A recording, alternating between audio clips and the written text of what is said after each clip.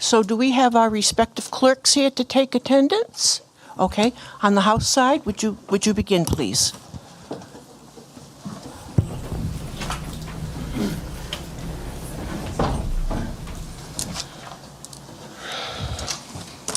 You can borrow anyone's microphone. For attendance, Beth, that's all. Is it on? Chairwoman Serpa. Present. First Vice Chair Casimiro. Present. Second Vice Chair Naray. Here. Representative Agello. Present. Representative Batista. Present. Representative Boylan. Here. Representative Breen. Representative Carson. Representative Falella. Here. Representative Handy. Representative Messier. Here. Representative Paplowskis. Present. Representative Place. Present. Representative Quattrochi. Representative Shellcross-Smith. Here. Representative Solomon. Here. Representative Speakman. Present. Leader Chippendale. Present. All set. Thank you. Senator, do you have a clerk for you? And on the Senate side, if we could please call the roll. Chairman McKinney. Here. Vice Chairman Zaria. Here. Secretary Acosta. Present. Senate Minority Leader Dela Cruz. Here. Senate Minority Whip Rogers. Here. 5 members.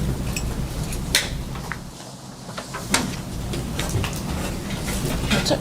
That's it. Good afternoon, everyone. Once again, I want to welcome to room 35. This is the House Finance Room, and because we can certainly seat a sufficient number of people, that's why we're using this on the House side. So I just want to open by welcoming my colleague from the Senate side, colleagues. I just want to give you a quick lay of the land for this afternoon. Chairman McKinney is actually going to begin with an opening statement, and he will lay out how we're going to proceed for the rest of the day and why we need to proceed in such a manner. So at this point, Chairman, I will turn it over to you. Thank you, Madam Chair.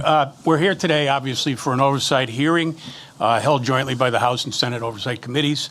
Oversight pertains to the Department of Transportation, and specifically, as the hearing notice reflects, we are looking at updates with respect to the demolition and reconstruction of the westbound side of Washington Bridge. We're walking a bit of a fine line here. We recognize that there is ongoing litigation, and with that litigation pertaining to the Washington Bridge, we will be taking care to ensure that we don't in any way interfere with that. At the same time, we have an obligation as the General Assembly to do oversight, and so that's what we're doing here today. So let me be clear with what we're asking. We're asking our members to limit their questions to exactly what is on the agenda. We'll avoid questions that will impact the lawsuit. The simple fact is that the director, I'm sure under the advice of counsel, can't answer some of those questions with respect to the lawsuit or its underlying facts.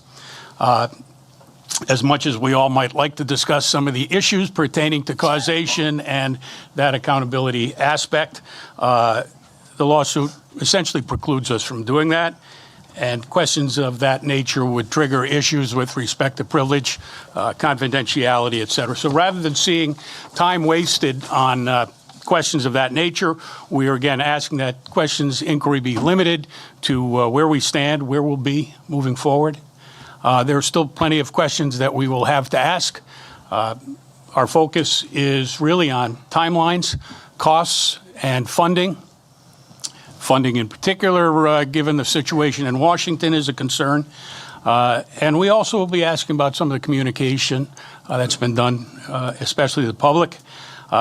We will have a slightly different format today in that we've asked Attorney Caroline Thibault to assist us in the hearing, and her role is essentially to facilitate more pointed discussion on particular issues.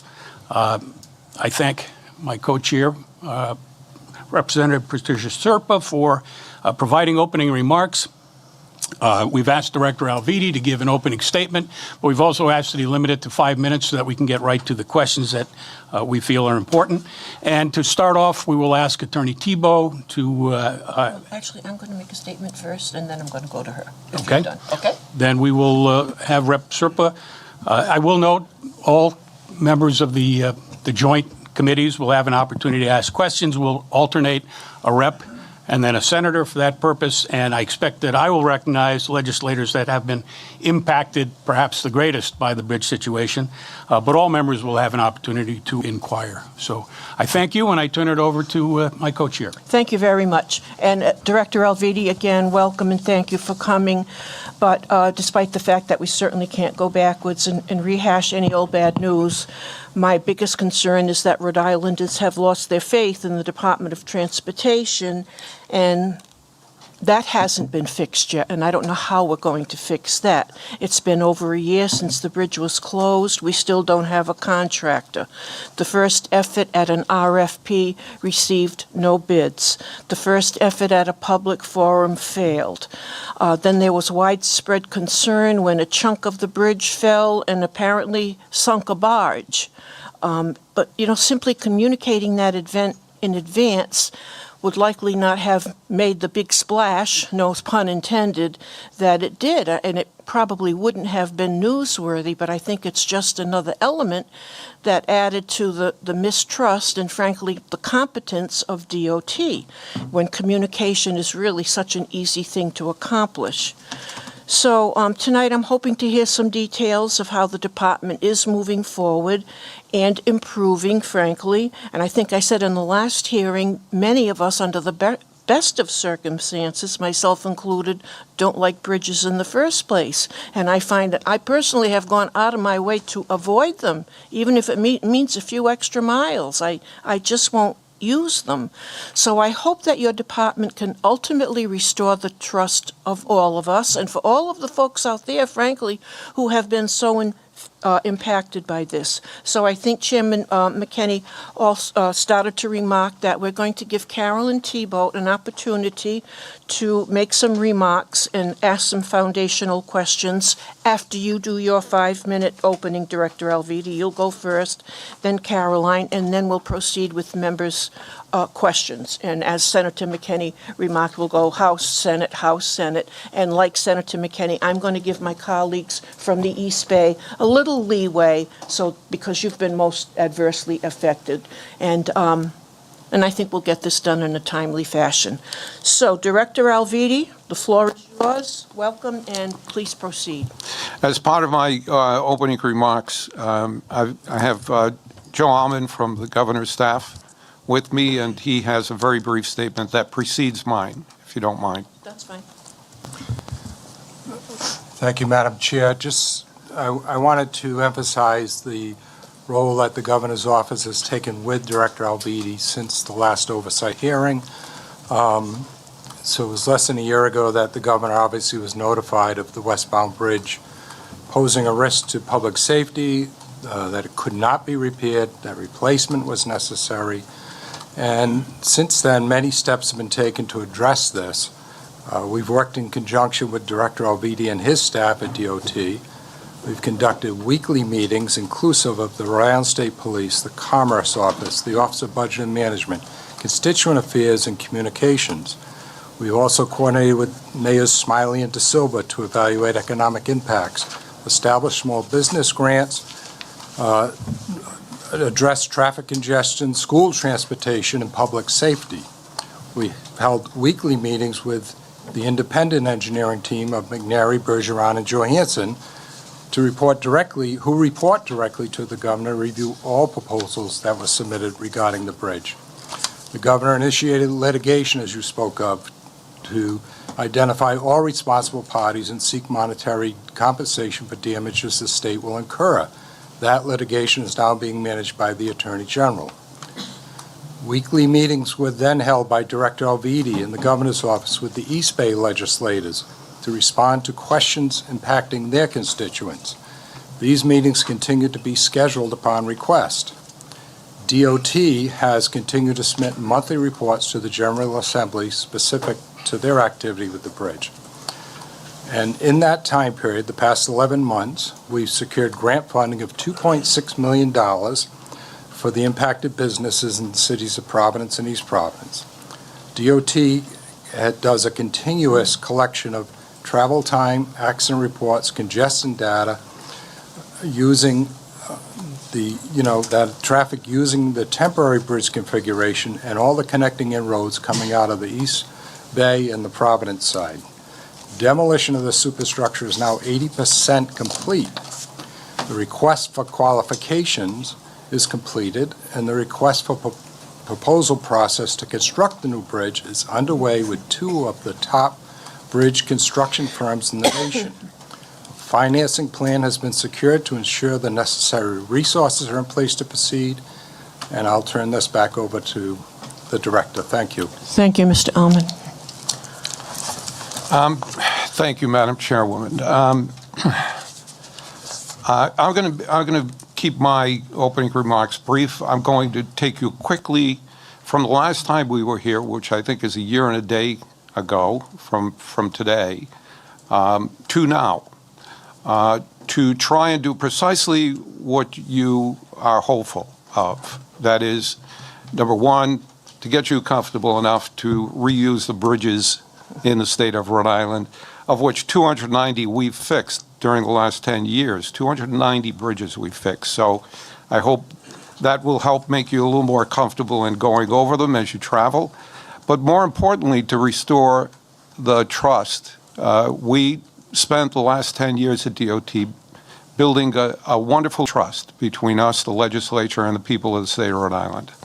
And we don't want to see this one incident and this one bridge disrupt that trust. So we are doing I assure you, during the last year since we last met, we have all been working. The governor, we at DOT, our congressional delegation, the legislature, the Federal Highway Administration, have all been joining forces to move in one direction with a mission to get this bridge rebuilt. And that has gone on every single day from the last time we met to present, and it will go forward in the future. During this last year, during the month of February last year, we improved our maintenance efforts based on bridge inspection reports we received. We brought in Commonwealth engineers to do a complete analysis of the eastbound side after moving traffic onto it in order to keep traffic flowing through this construction zone, to make sure that the bridge was structurally sound enough to carry 6 lanes of traffic, and they made that determination last February, within weeks after we met. Commonwealth engineers also completed supplemental load rating, and then we hired a second company, AI engineers, to double-check the work of Commonwealth engineers to make damn sure that the bridge that we're using for the 6 lanes of traffic now, 3 lanes in each direction, is okay to use that way. And they confirmed the findings of the first company independently of them. They confirmed that the bridge is sound and will remain sound with 6 lanes of traffic on it for the duration of the time that we need to use it. During March of last year, we issued a purchase order to hire an owner's representative, GM2 Engineering Associates, to help us during this entire time, not only in the procurement of contractors to come on board, but once we bring them on board, to provide us the engineering guidance to build the new bridge. We also did some modifications to traffic during February to help even improve the flow of traffic through that 6-lane temporary rerouting structure. In addition, we made additional efforts to reduce the travel time, particularly in the westbound direction, by removing a merge that was occurring on the East Shore Expressway, and that helped travel times even more. This was all during March of last year. In April, we moved on to hiring an owner's representative company, VN Engineers, preeminent in their structural engineering and demolition expertise, to help us do the procurement and bring on board company to demolish the existing bridge. By mid-April, we placed weight restrictions of 96,000 pounds per load rating in accordance with the structural engineer's recommendation on the eastbound bridge to further protect and preserve that, to make sure that it stays safe for the duration of the time that we need to use it. Later in April, we changed the lane configurations. We modified them to include 3 lanes in each direction, which again decreased travel times considerably from when we first put it in place and improved travel times through that area.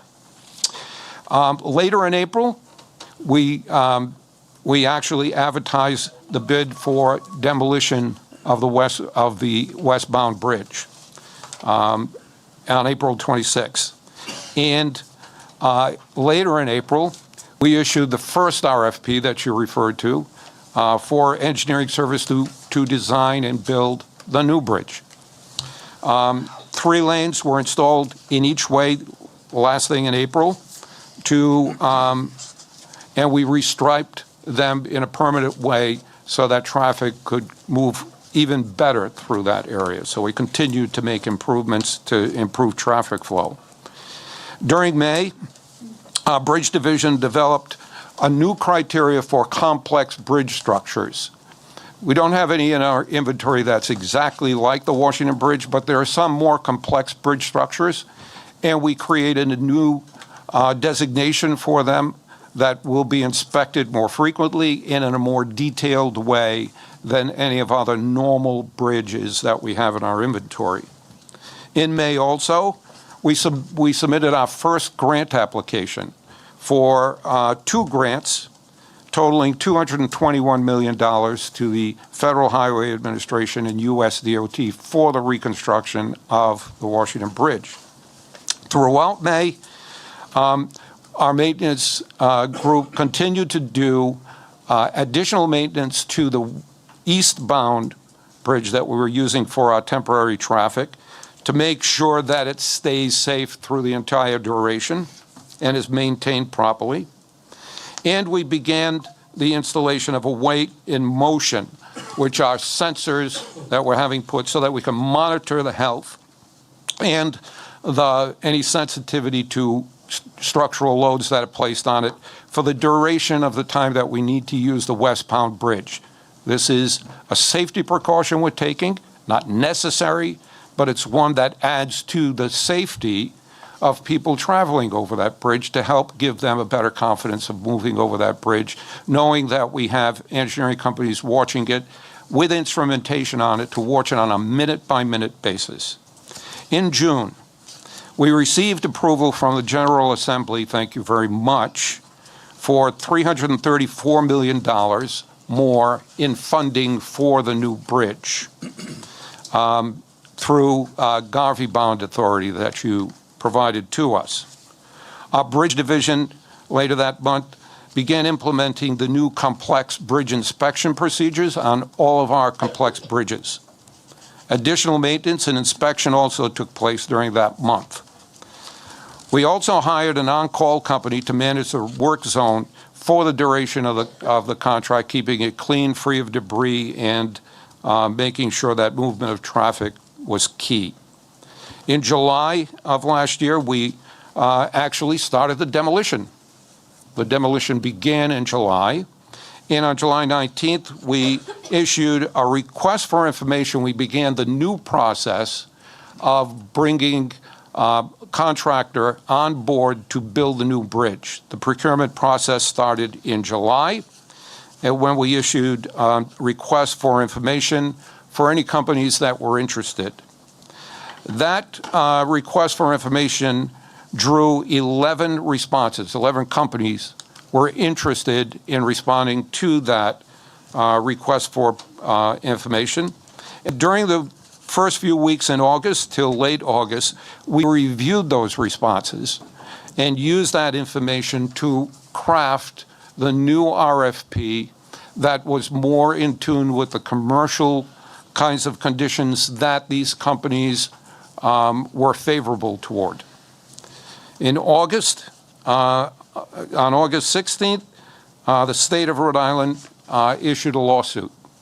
The governor filed a lawsuit and Providence Superior Court against 13 companies to hold them accountable that provided design, construction, and/or inspection services for the westbound bridge. In early September, the state issued our first tranche of the bonds that gave us authority to take of $140 million of the $338 that you approved for us. Later in September, we received our first major grant. Within just a few months after having applied, we were awarded by the federal government a $125 million mega grant for the Washington Bridge. We continued on that month and held a virtual public meeting on the demolition in October. We issued an RFQ for the reconstruction of the bridge on October 15th. That RFQ began the process of seeking the most qualified companies. 4 companies, all of them major companies that never did business in Rhode Island before, submitted proposals, each one highly qualified and respected in the bridge building industry throughout the world. During the next month, we went through a review of their qualifications to shortlist down to 2. Later in October, we were awarded a second grant that DOT applied for, $95.6 million. When that grant was awarded to us, that brought our funding to rebuild the Washington Bridge, of money that we have available to us to rebuild that bridge, to a total of $713 million, much more than anyone has projected that we need. But we built into that funding factors of safety to make damn sure that with a $125 million mega grant, a $95.6 million infra grant from the federal government, the $334 million in approval that the legislature provided us in Garvey bonding, a reallocation of $15 million from a previous grant that we were awarded, a build grant, $35 million from the SFRF funding, $60 million from RICAP that the legislature approved for us and the governor sought and the legislature approved, and another $47 million of RICAP and HMA out-year matches that are provided to us, totaled $713 million. Mr. Alviti? Yes. We're now into our third 5 minutes. Okay. So I would ask that you, I'm there. with all due I'm there. courtesy, I'd ask that you wrap up, please. You got it. So continuing on through the rest of the year, we commissioned a number of studies, geological explorations. In early November, the bridge engineering added additional experts into our bridge inspection group. We continued doing additional monitoring. We had our engineering companies, consultants, Commonwealth and AI, both continued to provide additional analysis as a result of inspections to assure that the westbound bridges were safe. We conducted borings and subsurface surveys during the last couple of months, and we continued to upgrade our maintenance on the westbound. In short, we, in February, we are poised and ready to bring the procurement process to a close, and by July 5th, award to the best of 2 companies. The 2 companies we have competing for this right now are the first and the 5th largest bridge builders in the United States, according to the Engineering News Record. They are the best of the best. And we will be working with them during the next several months to work toward their submissions of their ideas, their costs, their schedules to build this new bridge for us And in June, early June, June 6th, we expect to have the answers to the two big questions. How much is it going to cost and how long is it going to take? And they are going to tell us definitively to the point where they're willing to commit their resources and their reputation on delivering that project on the time and on budget. So that's where we are, that's where we're going, and we look forward to taking any of the questions that you have. And thank you so much for allowing me additional time. We've done a lot of work during the last year. Because maybe you didn't hear from us as much, it may not have appeared that we were doing this much work. But I am so proud of the people behind me from DOT and the diligence and the dedication to the mission of getting this new bridge built and bringing us through all of these difficult tasks that we've accomplished during the last year, putting the funding in place, getting the contractors on board, getting the demolition done, among other things. Notwithstanding the 40 other projects that they kept going, one of them, the largest bridge building project that we have ever encountered, 15 bridges on Route 95, which in many ways is a bigger project even than the Washington Bridge that we started this year. So they're firing on all cylinders, and I couldn't be more proud of the work that they're doing. We thank you, Director, for your presentation, and we'll look forward to hearing some more good news from you. So right now, Caroline Thiebaud, I'm going to let you go forward and ask the questions that you have of the Director first. Thank you, Caroline. Please proceed. Thank you, Chair Serpa, and thank you for Director Alviti for being here today. And thank you for providing us with the overview of your steps to date to bring us closer to the construction project. Based on the information that you have received thus far in the bidding process, what can you tell the committee members regarding your best estimated dates for completion of the new bridge rebuild and the total estimated cost for that project? Okay. So some months ago, back in April, we developed some preliminary estimates of cost. But I caution everyone, the $368 million preliminary engineering estimate was based on our vision of what the new bridge would be back in last April. The process that we're going through and the caution that I'm giving is that the process that we're going through with two of the biggest bridge builders in the world bidding for this, they are competing to give us, in their proposal, the winning company will be selected 70 points on the basis of both price and schedule. So the majority of their ability to win this contract is placed in their response to how good a price they can give us and how quickly they can do it, along with other important factors like certainly their qualifications and those kinds of things. I think that's going to assure us that we're going to get the best damn price and have this bridge built in the shortest period of time that we ever have in the state of Rhode Island with these two companies. And that price and that schedule that we're going to have in four short months before us will be the contracted price. That will be the one that they are contracted for to execute.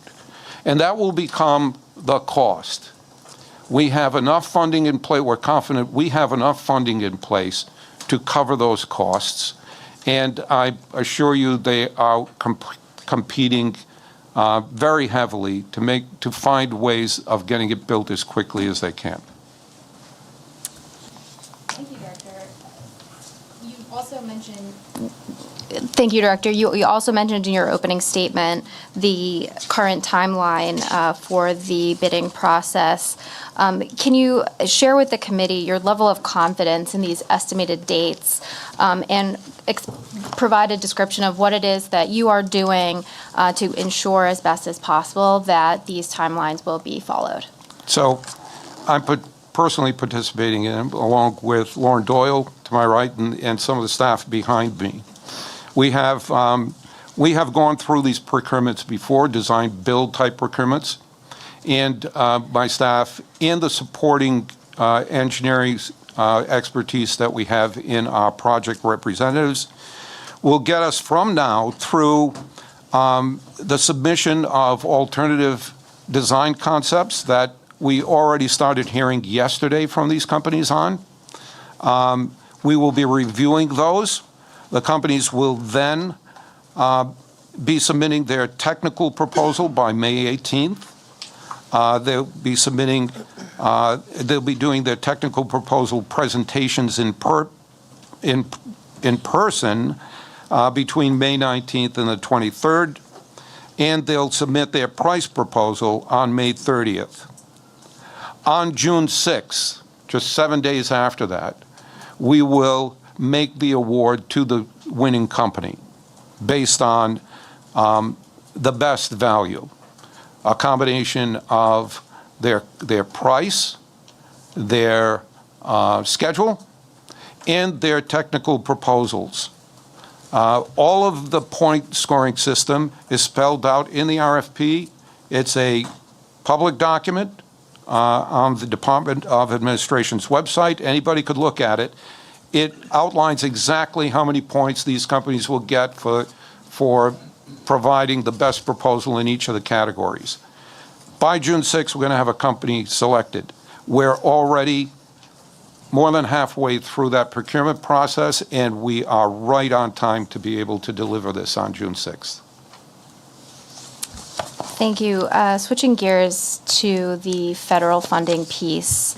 The governor indicated earlier today that the status of the federal funding for the Washington Bridge, including previously awarded grants, as you mentioned, remains uncertain in light of the federal funding freeze. What can you tell the members of the committee about the availability of this funding, and including what efforts you are making to ensure that Rhode Islanders can retain access to those funds? Okay. Let's start with the last first.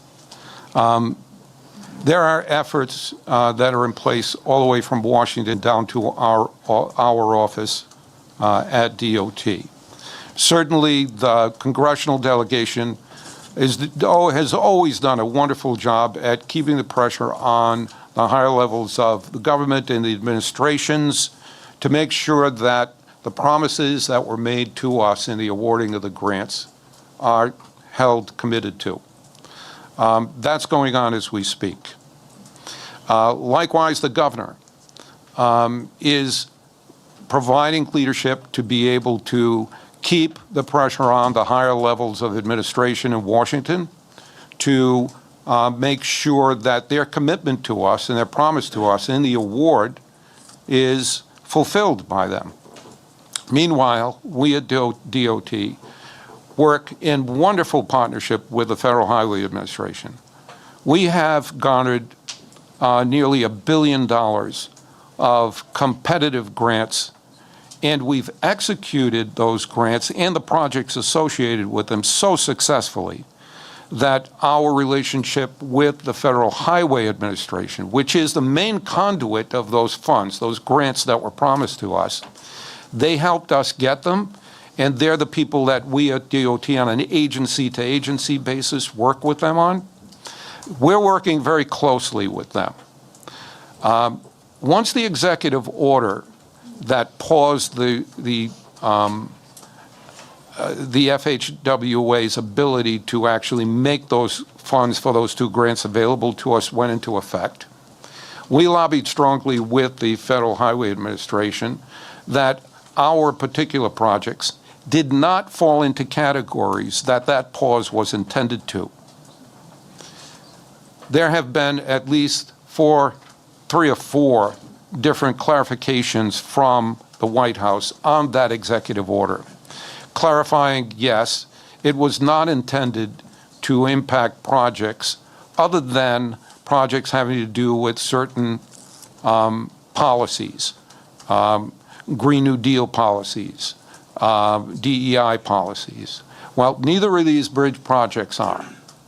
We collaborated further with our counterparts at the Federal Highway Administration, And Lauren Doyle, working closely with the director of the Federal Highway Administration, drew up a request from Rhode Island DOT to the Federal Highway Administration and the US DOT, basically saying that our two projects, these two projects, the Washington Bridge and the Big Bridge project, the 15 bridges on 95, for which we have a total of $550 million worth of grants awarded to us, should be made available to us as they were originally promised. We did that with the guidance of and at the suggestion of the Federal Highway Administration to make the request that these funds, formally make the request that these funds be freed up and given to us. We did that. And we submitted it to them, and we're in touch with them on a daily basis, to make sure that they continue to move that request through the bureaucratic process to get the funds for those two grants released. With all of that happening in the background, and these are very, very important funds to us, this $550 million, because these are funds coming in from the federal government outside of the state report of the state of Rhode Island that contributes considerably to jobs, wealth growth, et cetera, in the state of Rhode Island when money flows into the state of Rhode Island from outside of Rhode Island, okay? We have always made it a practice at DOT to have a Plan A, Plan B, and Plan C in place on any of our projects, and to make damn sure that before we start a project, we have the assurance of having the funds in place to be able to execute that. That's the case with this. That's why, for a project with an estimated value of $370 million, we currently have $713 million worth of funding available for us to use between state and federal funds. It would be extremely advantageous for us to have these two funds, and necessary for us to have these two grants, or these three grants actually, move forward and be provided to us. But in their absence, we have the funding in place through the Garvey debt and other sources that I outlined for you to be able to build a bridge. So we're moving ahead. We're demolishing the existing bridge. We'll be finishing the superstructure demolition this month, and they'll be starting on the demolition of the substructure this month, next month rather, and we expect to have a contractor on board building this by later in June or early June. At that point in time, we'll have all of the funding in place to be able to execute the project, and we're moving forward. Our mission is to build this bridge, and we're going to build it. Thank you. And my final question before I turn it back to the chair is whether you can provide the committee with an update on any potential cost overruns with respect to the ongoing demolition and the planned future construction of the new bridge. So because this is a design-build project, we're going to be getting a fixed bid in June. That fixed bid means that except for in 3 areas that the final contract, which all DOT contracts across the nation carry for cost inflation, the only variability that we see would come in 3 categories which are standard in any DOT project: steel, liquid asphalt, and diesel fuel increases. Now, right now, as we sit here, DOT projects are all required to use domestic steel, United States steel. We were never allowed to use imported steel on any of our projects. So we see the initial impact of any tariffs that are being placed on non-U.S. steel sources as being limited at present, but there's no telling whether or not that could place additional stress on the U.S. steel supply chain. We don't know that. If it does, The contractors we have selected are literally over 100 years old, each of them. They all have very established relationships with steel producers and suppliers and fabricators throughout the country. Those relationships will become very valuable in making sure that the impact of those foreign steel tariffs would be mitigated. That's really the only thing. And really, that's not just true for us, it's true for any. Other than that, all other aspects of the contract will be a fixed-priced contract. That means no cost overruns. And we have, during the last 10 years, in the monthly and quarterly reports that we have submitted to you over the last 10 years, you can go back and look at them. We're at above the 95% on time, on budget mark on some 290 bridges that we built in the last 10 years. And we intend on doing the same with this. Thank you very much, Director. Thank you, Caroline. So, Director, in 25 words or less, before we get going to the members. That's always so honestly, difficult for me, isn't it? In 25 words or less, I think I heard you say that you expected that to whomever you awarded this bid would begin building in June? Yes. Can you tell us when what would you expect as a reasonable amount of time for them to finish the bridge? In 25 words or less? I 6 don't. months? 10 Well, let me months? do it in three. I don't 3 know months. right Okay, now. okay. And the reason I say that is there are so many ways that they can build this bridge. Okay, but I don't want to know all the ways. Okay, I'm not gonna tell you. Not right here, not right now. But the long and short of it is because there are so many ways that they're going through now, once they pick the way they're going to build it, they'll know how long it's going to take them. So in a worst-case scenario, you would say 3 months. Let's get the worst-case scenario. In June, we will know. Okay, thanks, and you'll give us a short answer. Yes. Okay, thanks, Director. Okay, so Senator, if it's okay with you, I'll begin with the reps because there are more of us.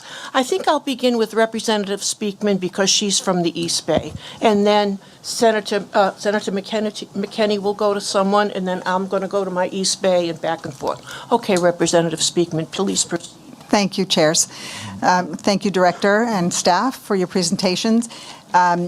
It's no surprise to you the impact that this has had on the residents of the East Bay as workers, as students, going to the doctor, coming to the State House, and it's ongoing. We hear from them all the time by email, by social media, at the grocery store. They will be disappointed to learn that we won't know until early June when the thing will be done. If then. I know that's out of your control.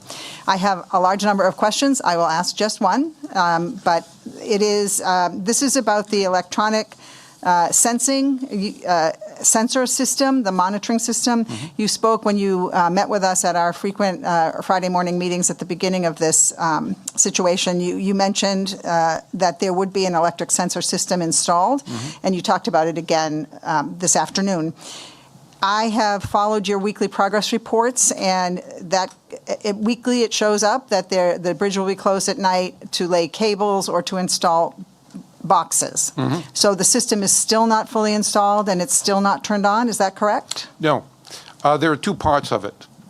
The first part is a weigh-in motion part that is installed, it's calibrated, and we have begun taking data from it. Okay? And we're beginning to use it now as part of an inspection protocol that we provide to the bridges. The second part of it is the safety and health monitoring system. That is a more detailed measurement system that actually measures the stresses and strains in the bridge. And that is scheduled to be completed, I believe, in late March or the next month.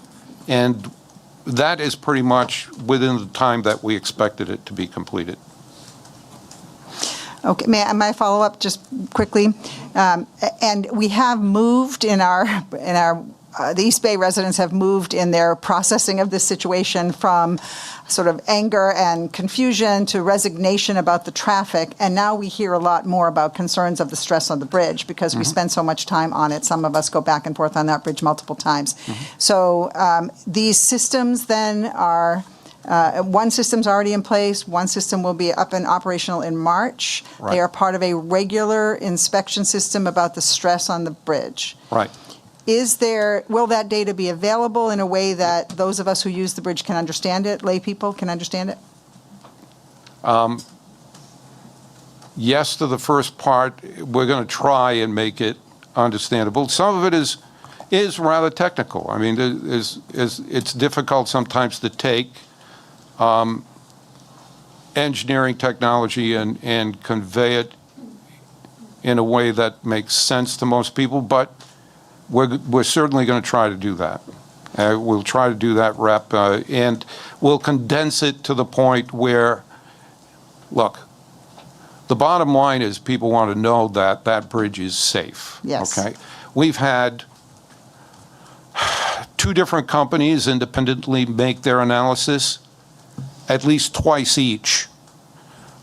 We've had it inspected twice so far. We have it inspected on a daily basis now as part of an engineering protocol that we put in place. That bridge is being so closely monitored and maintained. I don't think there's a bridge in the United States that is being given the attention and the care that bridge is to make sure that not only was it viable from the day we started using it and safe to use that way, well, we're going to make damn sure that it's safe for the entire period of time. And so far, all of the engineering analysis that's been done, all of the engineering inspections that have been done, and all of the maintenance efforts that we have put into it, in addition to an extra layer of safety with these weigh-in-motion and health monitoring systems, will absolutely guarantee that we keep that bridge safe for everyone to use on a daily basis. Thank you, And Director. that's as important to us as it is for you and the folks that have to go over it every day. Thank you. Thank you, Chairs. Thank you. Senator Zurier? Could I please defer until a little later in the hearing, please? Sure. Senator Rogers? All right, a couple questions. Thank you for showing up, Director. You did mention, and I don't want to go back at this point, I want to talk about, you said there was going to be, you don't know what the design of the new bridge is going to be, but do you know if it's going to be like the old style pre-stressed concrete encased, and that's difficult inspections on them? Or are we going to be moving towards like we see on the flyover with box beams or I-beams on the So bridge? I can assure you that we made part of the RFP specifications that no post-tensioning, as was in the old bridge, is going to be included in the new bridge. Oh, that's the only question.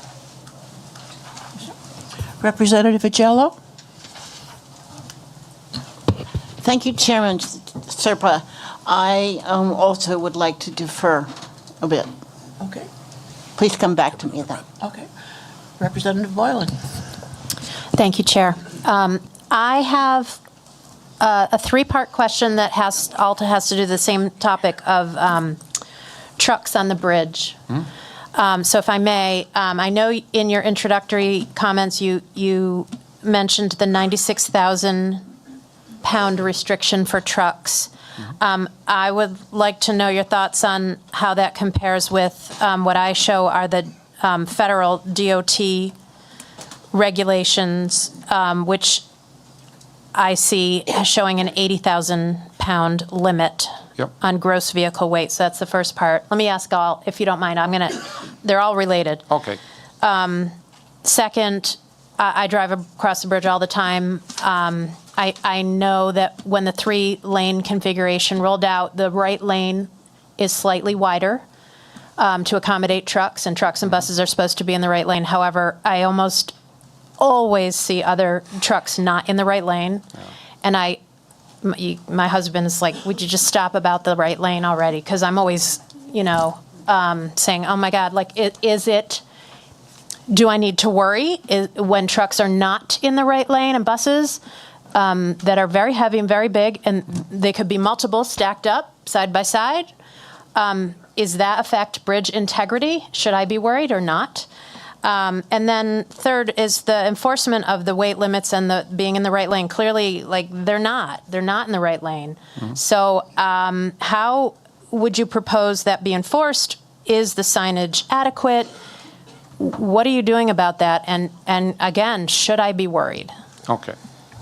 So let me say, no, you should not be worried, and I'll tell you why. I'm going to go in reverse order, if you don't mind. We have, as late as yesterday, with the governor and the colonel of the state, and our folks have been working closely with the state police to increase the enforcement. We added additional signage out there recently to make sure trucking companies understand. The state police will be increasing their presence. We've provided them with safe zones for them to have their enforcement vehicles in, and they will be pulling vehicles over and enforcing the laws, particularly the weight restriction laws. The difference between the 80,000 pounds and the 96,000,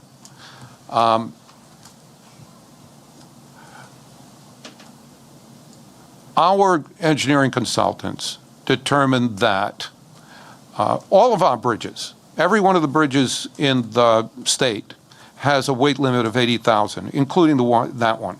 So the weight limit of 80,000 stays. Occasionally, on special permit, depending upon the structure, vehicles up to 96,000 pounds can get a special permit from DOT to, on a once-over, bring a heavy load that they have to get in order to keep commerce flowing and not to hold businesses up from having large air conditioners installed on new construction, those kinds of mechanical systems that weigh a little more. Our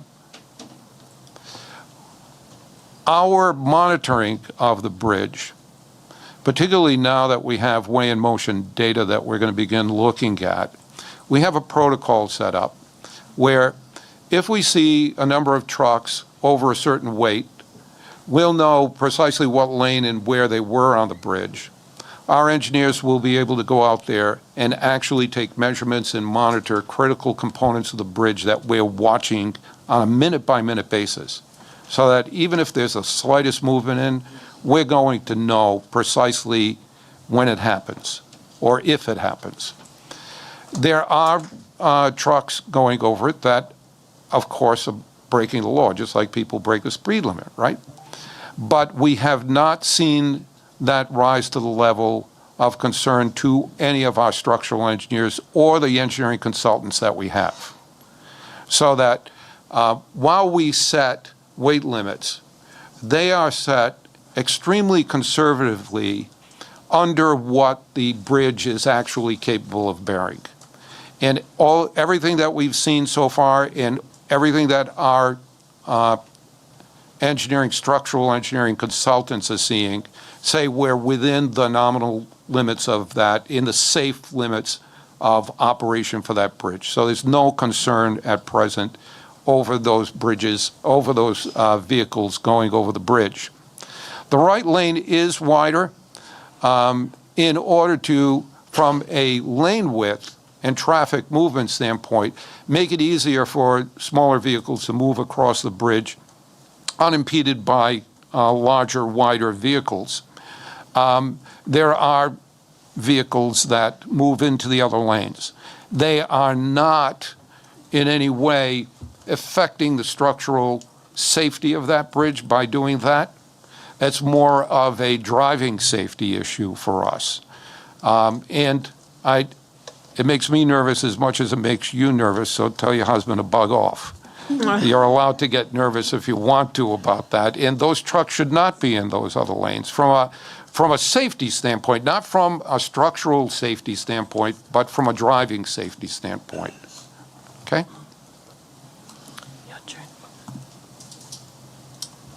Senator Acosta?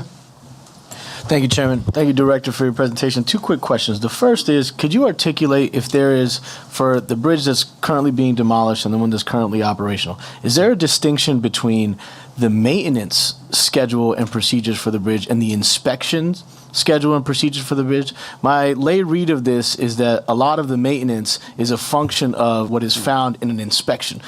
Yes. Making it pretty reactive rather than operating separately. So if you could just tell us about that. And then secondly, on the forensic report for the bridge that we are demolishing, when will that be publicly available, and is that being held up by pending litigation? Okay.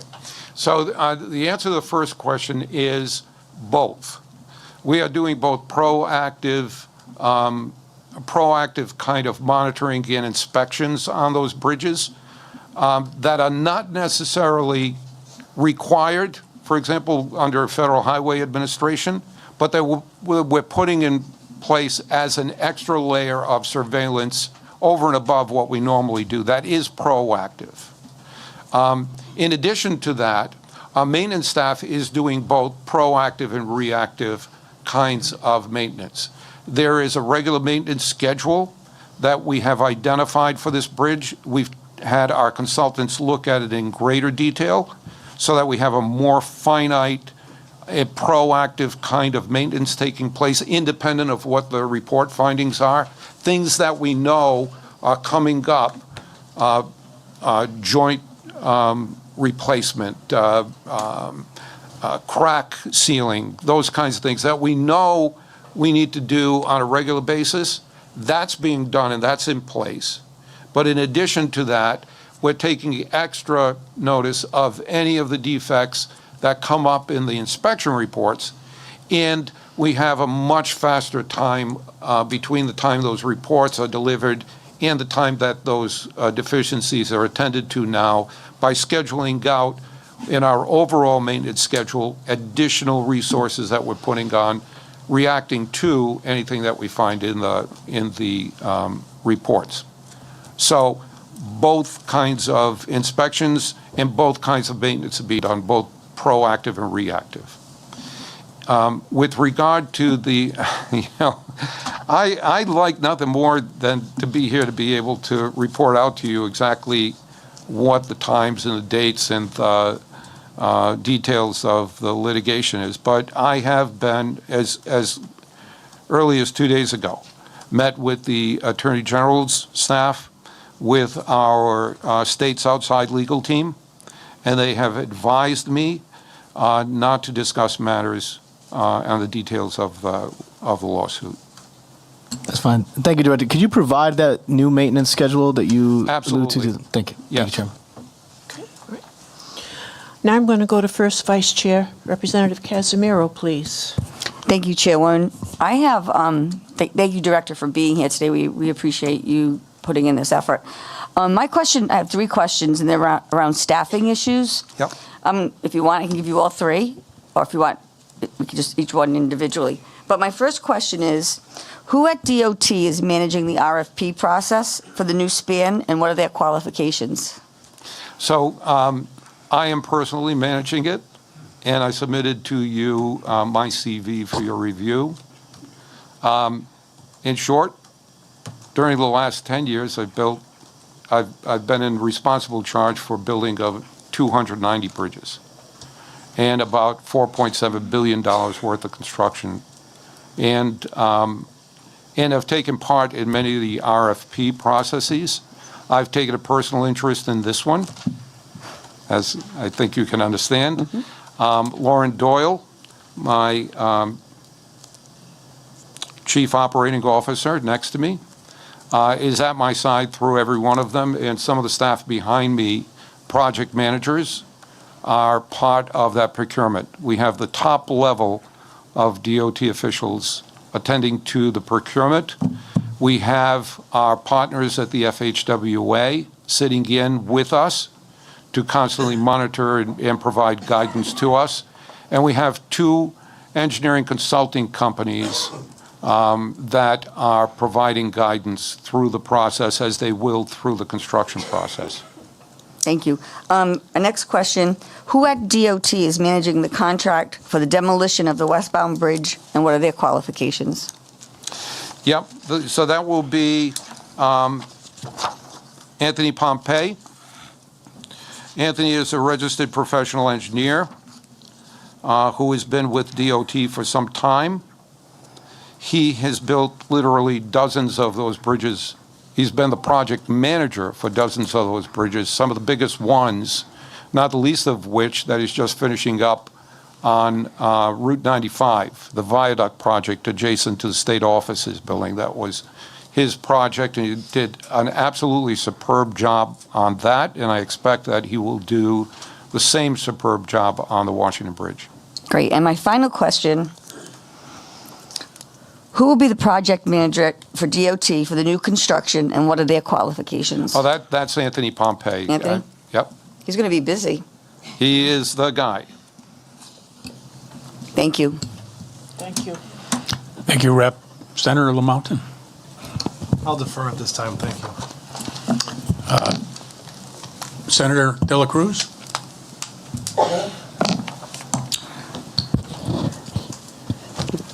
Thank you for being here today to answer questions that so many Rhode Islanders have. In regards to the bridge, I have a few questions. So is the bridge limit 48 tons right now? Say it again, please. The bridge limit, the weight limit on the bridge currently right now on the Washington Bridge, what is it? The weight limit on all of our bridges is 80,000 pounds. 80,000 Yes. pounds. What is that in tons? 40 ton? 40 tons. Okay. So all of our bridges you said are That's a national standard. 80 pounds? Yep. Okay. Thank you.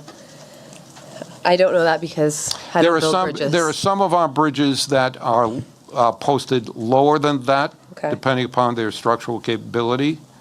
And there are special permits, as I mentioned, that are sometimes issued up to 96,000 pounds. Okay. Our monitoring of the Washington Bridge eastbound is most interested in those vehicles that are over 96,000 pounds. Those are the ones that we are paying particular interest in and making sure that we monitor their movement and their effect on the structure. So currently the bridge, it's, you said the national average at 80,000 pounds, correct? Yes. Okay. Have we done any stress tests on the bridge in that, I was talking to an engineer and he said the most accurate stress test would be to have 3 tractor trailers on each side of the bridge crossing at the exact same time, and that would give us the most accurate assessment about what the bridge can handle. Have we done that? We're going through a process in the installation of the bridge health monitoring system that we're installing right now. We're going through that process. That will in real time provide, regardless of configuration, whether it's 3 abreast, 4 abreast, 6 abreast at the same time, will give us instantaneous knowledge of that. But in addition to that, we had 2 engineering companies very well, with a lot of expertise in structural engineering of that particular kind of bridge, and we had them do a structural analysis of the 6 lanes of traffic in which they considered various loadings. And they have determined that the bridge is safe for those loads and for the amount of traffic that we're putting over it. Okay. And then just lastly, not that it happens frequently here in Rhode Island, in fact, we're pretty lucky, but another question that was posed was, in the unlikely event that an earthquake were to occur in Rhode Island and its proximity to the bridge, how confident are you that the bridge would be able to sustain that kind of shock? So we recently experienced a bit of an earthquake in New Hampshire, not far away from here, only 100 miles away from here, and it had absolutely no effect. We have vibration monitoring systems on that bridge that monitor on a minute-by-minute basis any vibrations or movement of that bridge, and absolutely nothing occurred on it. You're welcome. Thank you. Next, Second Vice Chair, Representative Norrie. I'll defer for now, thank you. You're going to refer to, okay. Okay, Representative Bautista. Thank you for being here, Director. I just have a quick question about the process of the demolition taking place, and I'm thinking about, the folks at home watching the news, the 6 o'clock news, and there's a lot of specialized language here that requires lawyers and engineers, and so I'm thinking about this as simply as I can when I ask you the following question.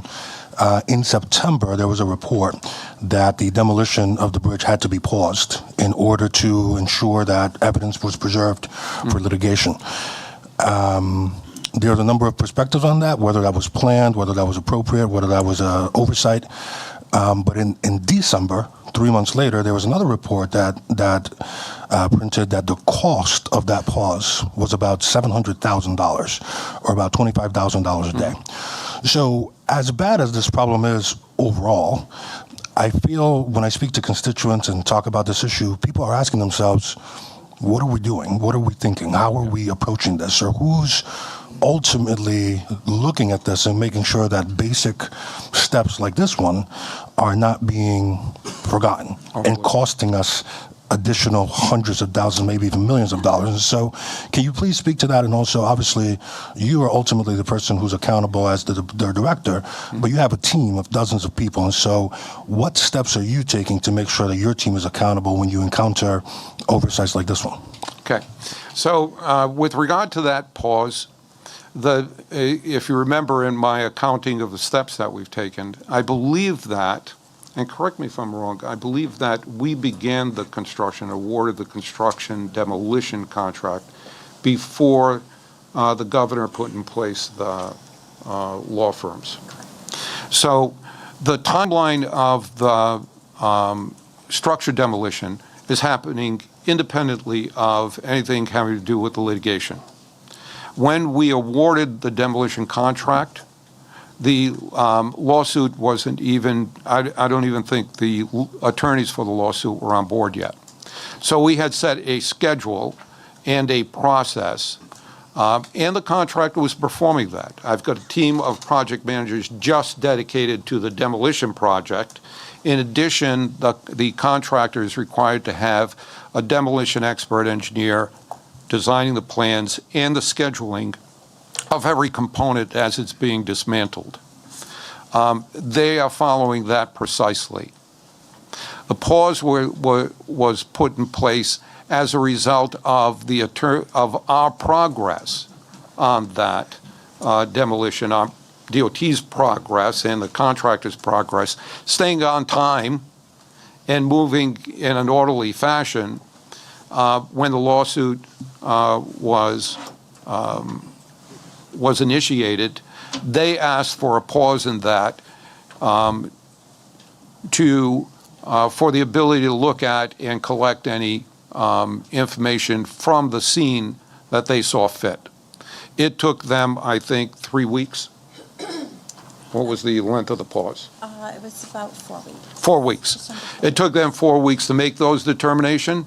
So we asked the contractors to stop while that information was assessed, and once they were finished with that assessment, we re-engaged. We re-engaged, of course, that 4-week period then got extended, right? Because you pause any project for 4 weeks, you try and make up the time, but you need to give allowances to the contractor. During that 4-week time frame, there were still costs being incurred by the contractor.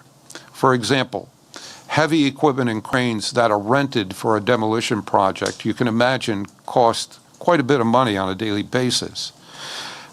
Rather than send those cranes back and stand the chance that they wouldn't be able to reacquire them because they get used on other projects in wherever, Connecticut or wherever, they held those pieces of equipment in place and some of the personnel that it took to keep the site secured and maintain the integrity of the work zone, right? Those costs accrued during that period of time to $700,000, which are additional costs that were brought to bear on the contractor, which is our state's responsibility to reimburse them for through their contract. So that's where the pause came in. That's the reason the pause came in. Since then, they went back to work. The superstructure will be completed on time by the end of this month, and the substructure demolition will begin immediately. They're scheduled to have the substructure done by the end of this year. That will time in perfectly for the hiring of the contractor to build a new bridge in June. They'll be able to start their pre-construction efforts, the completion of the design phase, and the staging, setting up the staging areas, and actually ordering some of the materials and the components of the new bridge well before the demolition is completed, so that the two of those will work in sync and the construction will progress from the land side where the demolition will have been completed without affecting the time frame of the new construction. So everything is coming together nicely. We intend on keeping it that way, and so far there doesn't appear to be anything getting in our way from doing that. With regard to the unexpected circumstance, that was unexpected in the minds of some people, maybe because, as the chairwoman said, we didn't do a good enough job at letting people know that there was going to be a big drop. Most of the components, particularly the ones immediately adjacent to the new bridge that we're using, are being disassembled in a much more careful manner than the parts further away from that are being dismantled. In other words, the ones immediately adjacent to the bridge that we're using for our traffic are actually being disassembled and lifted by crane rather than allowed to drop. There are smaller pieces that are being allowed to drop on barges below, but the bigger pieces are actually being dismantled in whole, carried by a crane, and put on a barge and carted away. These components of the bridges on the Gano Street, which are 100 feet or more away from the structure that we're using for the 6 lanes of bypass traffic, they're far enough away that it was determined a much more brute force but quicker methodology would be available, and it was planned. They had submitted their plans for doing that, and they executed those plans. And it happened the way their plans said it was going to happen.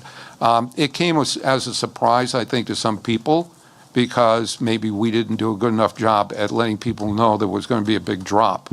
But it was a planned drop. And there are going to be more of them, and I think we're getting the word out way ahead of time now that this is going to be happening over the next few days. Okay? Yep, that was Mike Batista. Your turn. Senator Basalan. Thank you very much, Mr. Chairman. I have a short attention span, so we can just keep this back and forth real quick. That'd make it easy on me.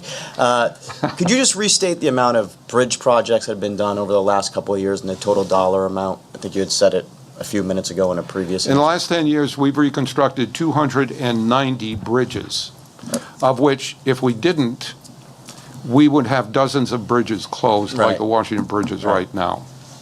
Total dollar amount? At a cost of over $4 billion worth of construction. And what's the projected cost ballpark of this rebuild? For this one? Yep. Right now, in our initial RFP, it was $368 million, but the final determined cost will come from the more intense kind of analysis that these companies are doing now. And you had mentioned 2 specifically, right, that had international and national reputations. Yes. And have they done any of that $4 billion worth of work? No. Okay. They've never done work here in Rhode Island before. These are 2 of the biggest companies throughout the United States. They work all over, but they've never done work here. All right. And I think we've heard from the other lines of questioning how important it is that this rebuild happens on time, on budget, too. Is there any concern, given the fact that they have, presumably, well, you haven't worked with them in the past in terms of managing that? None. They're bringing selected? they're bringing with them literally hundreds of years of expertise in their companies, with management staffs that we've pre-qualified through where we reduced from 4 companies competing down to 2. They are the best of the best, and their project managers and the consultants and the expertise that they're bringing is unlike anything I think we've seen here in Rhode Island before. In those 2 companies, what, are you at liberty to say what their names are? Lauren? It's Walsh Construction and American Bridge. Okay. And you mentioned the project management qualifications of these 2 firms, but admittedly, it's going to take other folks to actually do the work, right? Local subs, that sort of thing. Have they had any sort of working relationship with these folks in the past? Have we heard good things, bad things? No previous relationship? They have subs that they'll be working with locally, materials and other contractors they'll be using for various aspects of the work. These local companies that they're using have worked, for example, with another company like them that we've employed during the last several years is Skanska, who did very little work here in Rhode Island prior to 2 or 3 years ago, and it's now doing some of the biggest projects that we have had a seamless relationship with those subcontractors. I expect that same kind of cooperation to continue, not only with the subcontractors that they're using, but also with the labor force, the building trades. These companies have long-standing history working with the building trades and the unions, and I expect that same kind of level of cooperation to come on these projects. No further questions, Chairman. Thank you. Representative Messier? Thank you for being here today. I have a question about demolition.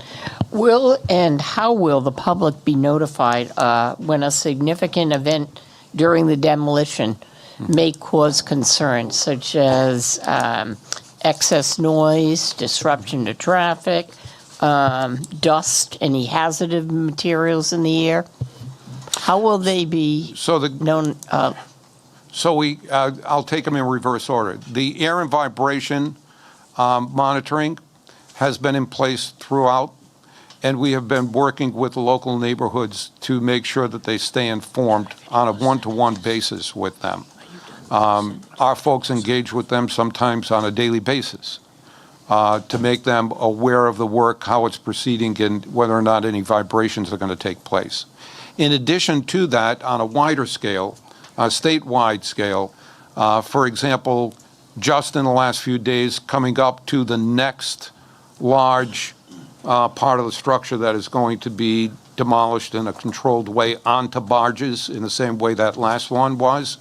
We had begun putting out press releases and discussions with the media and alerting the media, and they have begun reporting that out even as much as 2 or 3 days ago.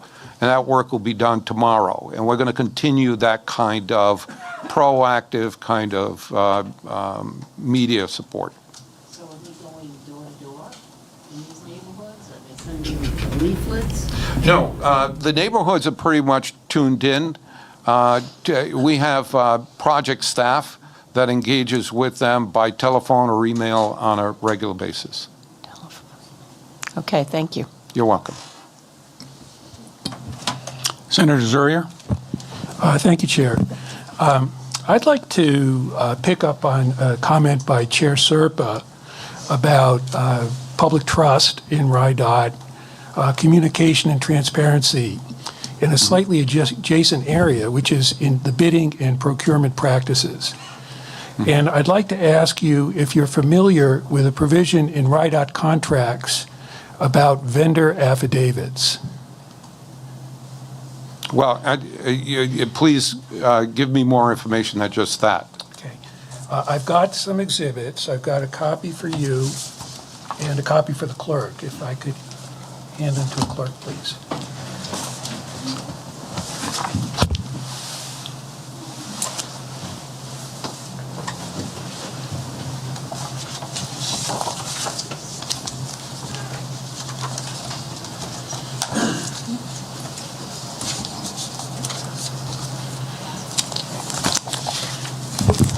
Okay, so at the top of the Excuse me, you're going to have to give me some, this is the first time I'm seeing these documents, so you're going to have to give me some, if you need a comprehensive answer, you'll have to give me some time to review these with my staff that are here that have more expertise.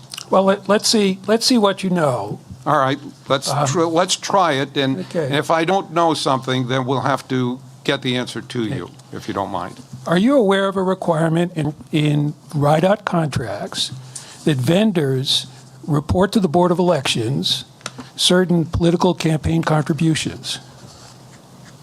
I'm aware that those kinds of stipulations exist in our contracts, yes. Okay. And are you familiar with what that requirement is? Not precisely. I have a staff of attorneys and contract managers that deal with the minutia of the contracts at that level. At the director level, I do not. Okay. Would it be? Would you think it plausible that the requirement is that when a vendor signs a contract, they have to send in an affidavit that lists their political contributions for the previous 2 years in the amount of $250 or greater to certain statewide candidates? I can't sit here and give you assurances that that is the case. I know that you're saying that's the case, but I'll have to have answers to this. But let's say it is. Do you have a follow-up question regarding that?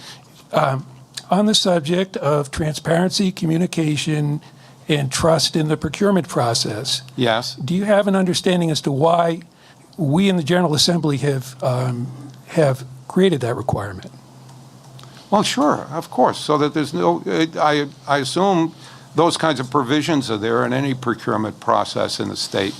But these kinds of requirements, understand this.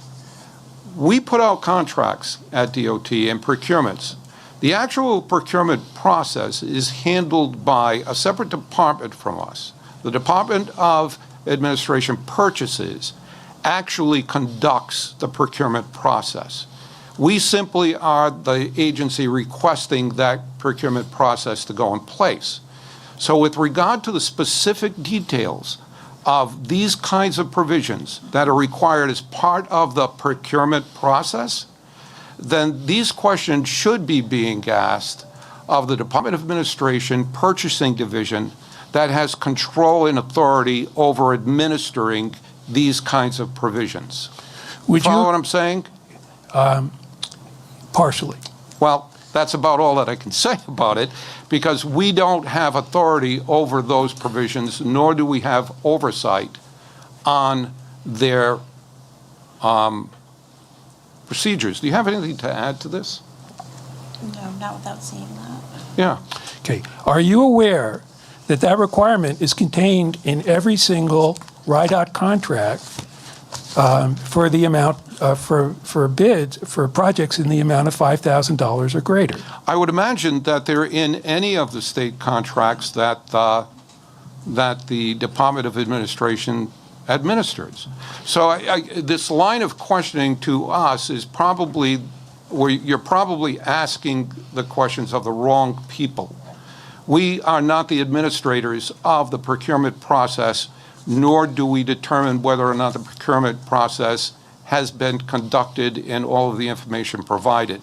That is the Department of Purchasing in the Department of Administration. So I'm going to have to say all of the questions along this line of questioning need to be directed to that department, because we simply do not administer those provisions. Would it surprise you to learn that AECOM and Aetna Bridge have both contributed tens of thousands of dollars to candidates that's required in those contracts, in those vendor affidavits, but they've never submitted any of those affidavits required in the language of the RIDOT contracts? Again, I'm not going to be surprised or not surprised. I'm simply going to tell you that the provisions of that and the governance of that is within the jurisdiction of the Department of Administration and the purchasing division, not of DOT.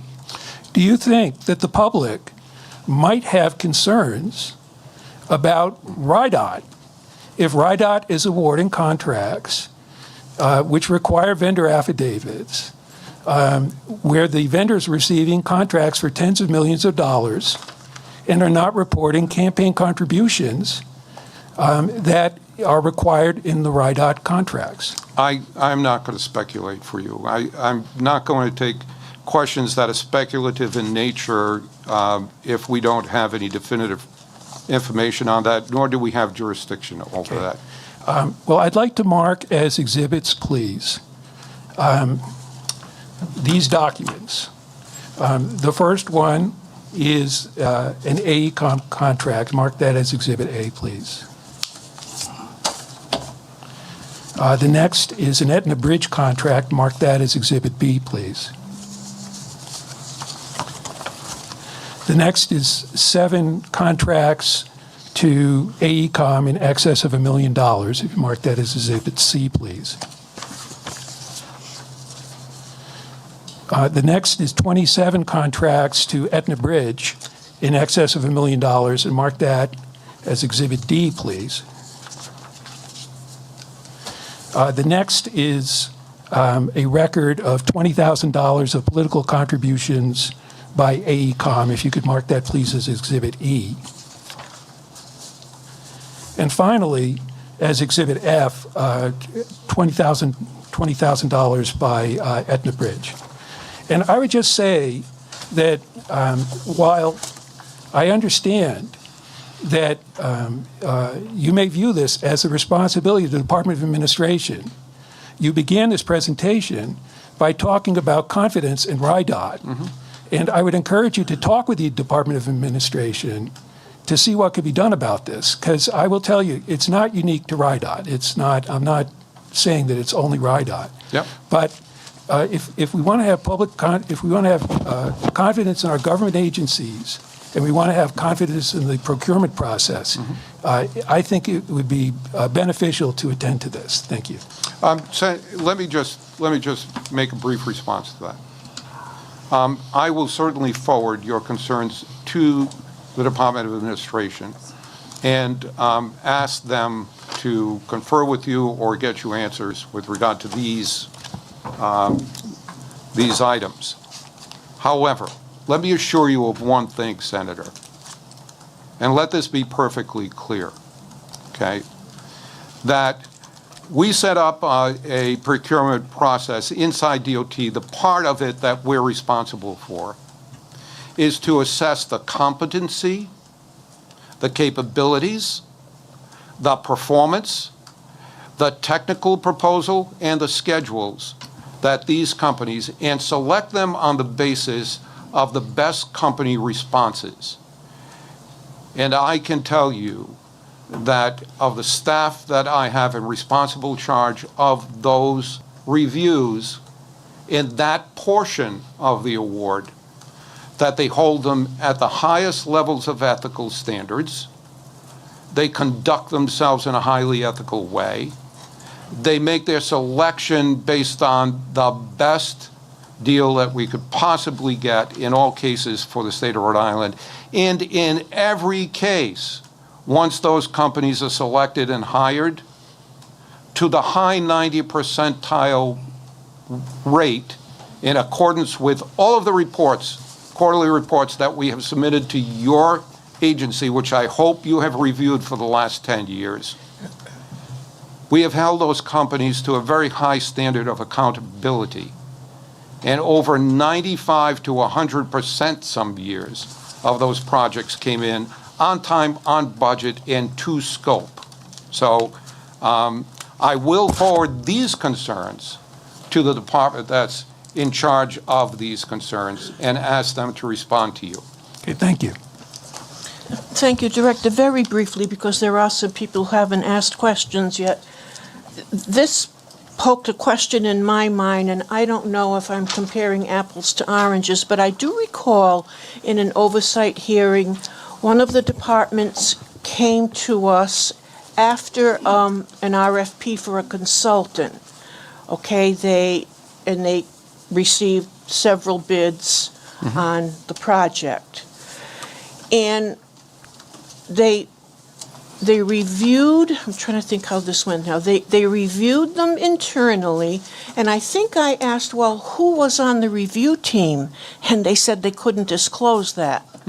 So I'm submitting a piece of legislation this year that, if the General Assembly Great. asks. So I'm asking you then, so when you decide, or, your department decides you need a new bridge, you construct the RFP, or the Department of Administration constructs it? We create. You design it, Yep. or? We create the technical part of it. Okay. And they create all of the legal and other procurement kind of provisions as part of that. Okay. We have, the only role that our team has at DOT is to take the proposals. For example, in a design build, it's a combination of qualifications, performance, and schedule and cost, right? We have a team of experts guided by consultants that we have as our project representatives that review those proposals submitted by the companies and score them. We send that score back to the Department of Administration. Okay. And the Department of Administration then subsequently does all of the detailed legal analysis of whether or not the company that we're selecting fits all of the other requirements of purchasing laws and procedures. So that was my question then. So Yep. when bids are received, say you get 15 bids. Right. They are all submitted to your office. Your professionals review all 15, 12, however Yes. many bids, and then you send back to the Department of Administration your top, 2, 3, 4, because you reviewed the bids internally, So your professional staff. Yes, go ahead. So when the proposals are My received. procurement expert at DOT. Okay. When the proposals are received, they are submitted through the OSP Division of Purchasing website, so they do go to DOA Purchasing first, and DOA Purchasing at that point should do a cursory review to make sure all required documentation per the procurement regulations is part of it. They will then forward those proposals to a team lead that DOT has identified, and then they'll get dispersed to the evaluation team. So all proposals in the hard copies or final documents are held at DOA for permanent record. And they also hold the price proposals until we have scored the technical criteria. Okay. They've approved it, and then they will release the price proposals to Okay. DOT. Because our folks are the technical people related to the contract, the only part in the contract process, the procurement process we play, is to review the the plans, the specifications, the materials, the methods, the schedule, and all of those technical aspects. We send our recommendations back to DOA, and they do the overreaching legality of the awards. So basically, this Walsh Construction and America, what America, I didn't catch the last American one. Bridge? Bridge, those were your department's top 2 recommendations to DOA. That's correct. And now that they're the top 2 most highly qualified, there is an actual scoring system that's in the request for proposals Right. that was published some months ago. Yeah. That our technical team now will take the materials that these companies supply us in response to that scoring. We and our experts look at each one of them and score them on the basis of how they meet the criteria. You do that internally with your staff? We do that internally Okay. with staff and with the advice of a project consultant, engineering consulting company that acts as a project representative to give us guidance on the very highly technical things that even we may not have the expertise on. Okay. They do. We have them there, and we have Federal Highway Administration representatives alongside of us, not taking active part, but overall watching our conduct throughout that process. Okay. We then give that score back to DOA, and they make the final determination on what company should be awarded the contract. Okay, thank you, Director. Okay. All right, I kind of lost my place. Is it my turn to pick a rep or your turn to pick a senator? Is it my turn? Okay, right, let me finish up here. Representative Filella, and then I'll go, then we got Representative Solomon, and then I'll do Representative Shawcross-Smith, and then I'll go to Representative Chairman, Majority Leader Chippendale, then Place, then Blokus, please. Okay. Thank you, Madam Chairwoman, and thank you, Director. I'm guessing there's been an uptick in the number of accidents on the Washington Bridge. Can you provide the committee with an update of accidents and traffic delays, and what are you doing to mitigate these additional circumstances? So we submitted a rather large package of data to the House and Senate committee in the last couple of days. I hope you take the opportunity to take a look at it. But part of that is the last month or two's worth of traffic data. It shows, when you look at it, you'll see that the traffic volume, total number of vehicles going over it, has pretty much gone back to what it was so the same number of vehicles are going over. There's a small amount, between 5 and 10%, that did not come back. But we believe that that is traffic that was on the old Washington Bridge while we were building the Henderson Bridge. And now that we finished that, went back to the Henderson Bridge. So for all intents and purposes, all of the traffic volume, the number of people that are using it, are the same as it was before. In terms of the time of travel, in the westerly direction, it actually has improved at certain times of the day. It's odd, but we created a traffic pattern for the westbound traffic that is now actually acting better than the old bridge was acting, okay? There are small periods of time during peak PM, I think, that there might be a small variation in time in the westerly direction, maybe less than 5 minutes, okay? In the easterly direction, we're monitoring the time of travel not only over the bridge itself, but also looking at the corridors from 95 north and 95 south that come to it. Those corridors that come to it are pretty much back to exactly what they were before the bridge closure.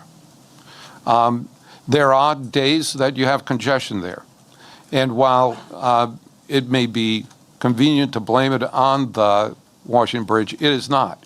It's pretty much the same kind of congestion that happened, for example, in the 95 north direction at the merge of Route 4 and 95, at the merge of 37 and 95, at the merge of Route 10, 610, and 95. Traditionally, we've always had traffic backups at all of those locations. They still exist, but they're exactly the same as they were then. On 195 easterly direction, for all regular times, non-peak times, that is non-rush hour times, the time of travel is exactly the same as it was before we closed the bridge. During the peak PM, coming in from the easterly direction over 195, during the peak 4-hour period of traffic in the PM, there is between a 5 and 15 minute delay right now over what it was prior to the closure of the old Washington Bridge. That's really the biggest and the only lasting detrimental effect.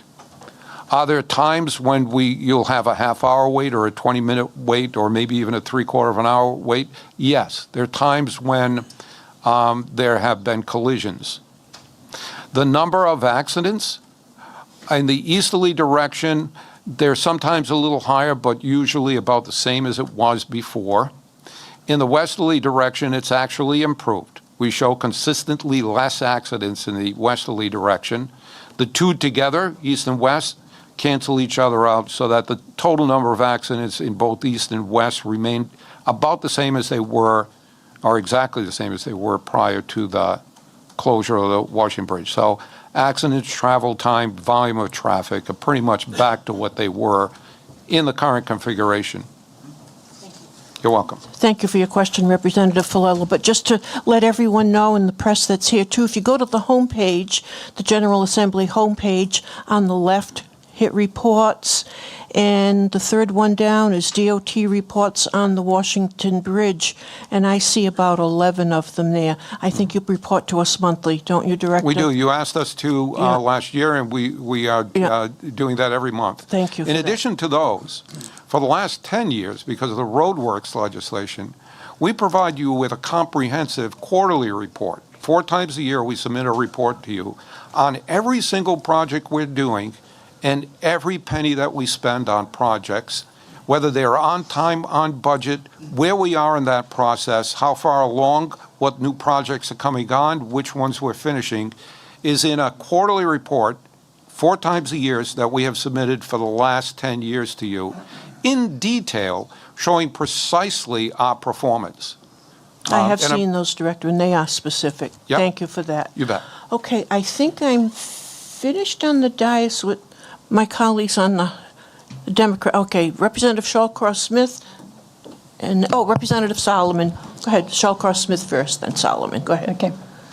Thank you, Chairs. Welcome, Director. I have just 2 questions. Let's say it's June, the project begins. Are you worried about any staffing crisis? Will there be enough union members with hammers and drills in hands to make this work?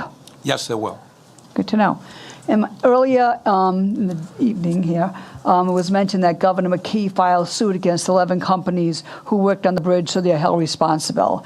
Do you bear any responsibility for the situation of the bridge today? Look, I share responsibility for everything that happens at DOT. Thank you. You're welcome. Those are nice short answers, Director. Lovely. Lovely. It's the truth. Chairman Solomon. Thank you, Madam Chair. The Washington Bridge is one of the biggest issues on people's minds. 430 days ago, on December 11th, 2023, the bridge was closed. And there are a lot of things that have been done very well, I would say, since that point. And there are some things that haven't been done as well. But that 430-day number really gets to me because every single one of those days is a lost economic activity in the state of Rhode Island. When I hear on the news, Massachusetts, Seekonk, they're opening up a Whole Foods. When I see businesses open up over there, and the reason for that is because the traffic on the Washington Bridge, that they can't get over to Rhode Island, that they don't want to build over on the Rhode Island side. And I'm concerned, and I think back to a year ago, February 12th, 2024, in this very committee room, when I asked the question, the people of the state of Rhode Island want to know, is this bridge coming down? And your answer was, that's a question that we all want. That's something we all want to know.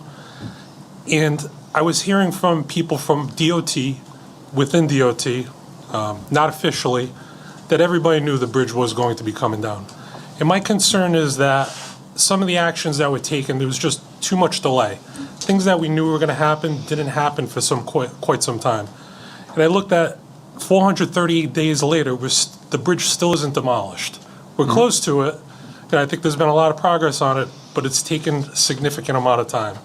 And then I see with the procurement process and when this bridge is going to be built. And I also look at what's going on with the Francis Scott Key Bridge in Maryland, which some things are moving quickly over there, and there's some things that aren't moving quickly over there.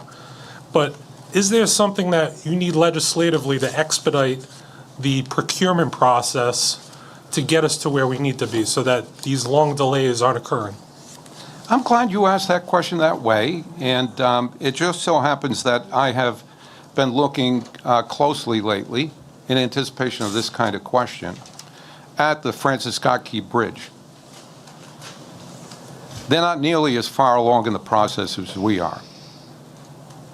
They're almost within the same time frame. They haven't even started demolition yet. They don't expect to start demolition until the spring, and we started last April, within a few months. Their traffic diversion, they have no traffic diversion. We had it within 4 days. We had traffic diverted, and within 2 months, we had the traffic. Please review the traffic data that we provided to you. The facts are the facts. I can't I'm not going to give any qualitative analysis of it or subjective analysis. The facts are the facts. We're pretty much back to normal. They, on the Francis Scott Key Bridge, have to go 30 miles out of the way, and it adds nearly a half hour every day, at least a half hour of commute time for the people that used the Scott Key Bridge. Commerce there. The commerce that used to flow over, the heavy vehicles, particularly vehicles hauling fuel, have to go even further out of the way because they can't use the tunnel system that diverts them 30 miles out of the way. So they have to go even further out of the way. There, we have already begun the procurement process. We brought on board, and the demolition is more than halfway done. They haven't even started, but nor have they selected a design-build team, and in June we'll have one. They have no idea what the total price is, no idea what the total time is, because they haven't gone through that process. Their estimated cost has gone from $1.2 billion last year to, as of last week, over $2 billion.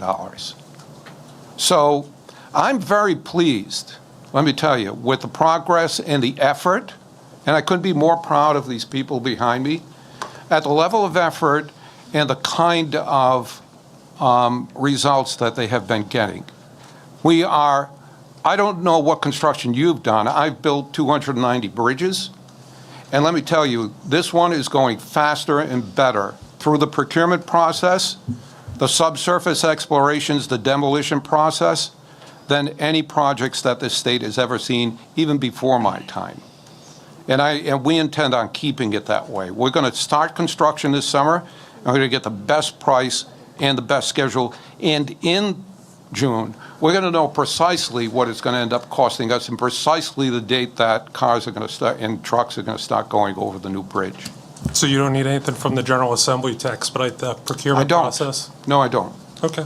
So the timeline that's going to be provided is going to be definitive That's going to be timeline? That's going to be it. Excellent. As it has been in over 95% of every project we've done in the last 10 years. Those 290 bridges, over 95% on time and on budget, and this one is going to be just like that. Excellent. That's what I like to hear. You bet. Leader Chippendale, please. Thank you, Madam Chair. Thank you, Ms. Doyle, Director Alviti, and Mr. Allman. It's clear to me that there's a very strong and appropriate emphasis placed on safety of the monitoring, of all of the activities that are happening now, and that's reassuring. And I'm certain it's reassuring to the folks of Rhode Island. In some of your answers earlier, you almost had addressed where I want to ask some questions, and it's regarding the demolition. Deep down, I'm still a little boy, and we get an odd sense of satisfaction of seeing things demolished, right? Like, it wasn't really surprising to me. I'm not going to say that I share that excitement, but I am guilty. I can understand it. Yep, I can understand. So it wasn't a surprise to me to see how that went down, right? I mean, it's demolition. Concrete with steel in it. I mean, you don't really have any options there. And I want to also recognize that you make yourself regularly available on radio in other forums as well, and I think that's helpful to help people understand where things are. In one of the appearances, and I don't remember which one it was, when the Gano Street exit was being demolished, you reassured everyone that it was, I think it was 150 feet or whatever the distance was, so no issue. Made perfect sense to me. And then earlier you started to talk about how as we get closer to our eastbound side, it'll be a little bit more surgical. No, it was. Yeah. Actually, it's almost all done. So when we were dismantling that, it was more surgical. And that makes sense. So the only question that I think still remains is that 150-foot distance. We didn't have the structural health monitoring system in place, I don't think, at that time, did we? Well, we didn't have that, but we have vibration sensors on the existing bridge that we actually went back and looked, and the impact of that beam falling didn't even show up on those. So there was no effect. That's where you were able to establish that 150 feet is appropriate because you had. We actually knew that ahead of time. Because not only was the debris falling on a barge, but it had a water cushion under it also. Right? So that got absorbed. notwithstanding that, our engineers, even if that were even closer, it would not have any I wouldn't effect. imagine, And that was substantiated when we looked at the vibration sensor data, that it didn't even show up on that. Yeah. So there's what, 3 more sections that will have to kind of be dropped down? I think two more sections. 2 more. 2 more sections like that. And then there's a small section that's pretty much land-based that'll come down. And with those 2 sections, will there be any modifications to either the padding or the number of barges, or Nope. nothing needs to be adjusted along I those mean, lines? they're slightly different configurations. Okay. In the plans, Yep. it shows, because they're shorter spans, the okay. juxtaposition of the Gotcha. barges is slightly different, but Gotcha. the same procedure is going to be followed. They're going to break the ends, break the center, the beam is going to fall, and then they'll break it up and cart it away. Excellent. And so then hammering with the excavators going on, the vibration monitors, all that stuff is fully employed. Yes. It is real time, making sure everything's groovy and nothing's going to fall down. Absolutely. Awesome. Thank you very much. Thank you, Madam Chair. Thank you. All right, great. Representative, Chairman McKinney, please. Thank you again, Director, for being here, and thank you for making every effort to answer the questions as short and sweet as you can. I try. I'm not always successful, but I try. One of the answers you gave earlier is something that piqued an interest in me. You talked about the weight limits, and you said that you follow the conservative limits. And that seems wise, obviously, particularly with the problems we've had with our bridges, for us to be following a conservative path. And it strikes me, and maybe you can tell me if I'm correct, that the entire point of weight limits is to avoid damage that heavy vehicles can do. Yes. Okay. My question then, with respect to the existing bridge, is why then would we give any permits for vehicles weighing more than 80,000? So I believe that we've stopped that practice when we started using the 6 lanes, that we do not give permits, I believe, over the 96. I'm not talking sure, about the but I'll 80,000. check on that. But Why would we give permits for over the 80,000? from time to time, there is certain commerce that has to be conducted that has no other way of getting to where it has to go if it weren't for going over that bridge. Our engineers tell us that there is a certain allowance for that in the structural safety and capability of the bridge itself.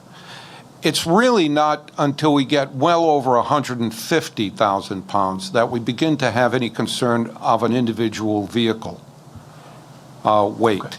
That bridge is so substantial and so safe that anything goes. So we have set the limits and the conditions that we placed on that bridge exceedingly conservatively. But let me just look back and check with regard to my comment, because I want to make sure I get my words exactly right, because my words count, right? I've been finding.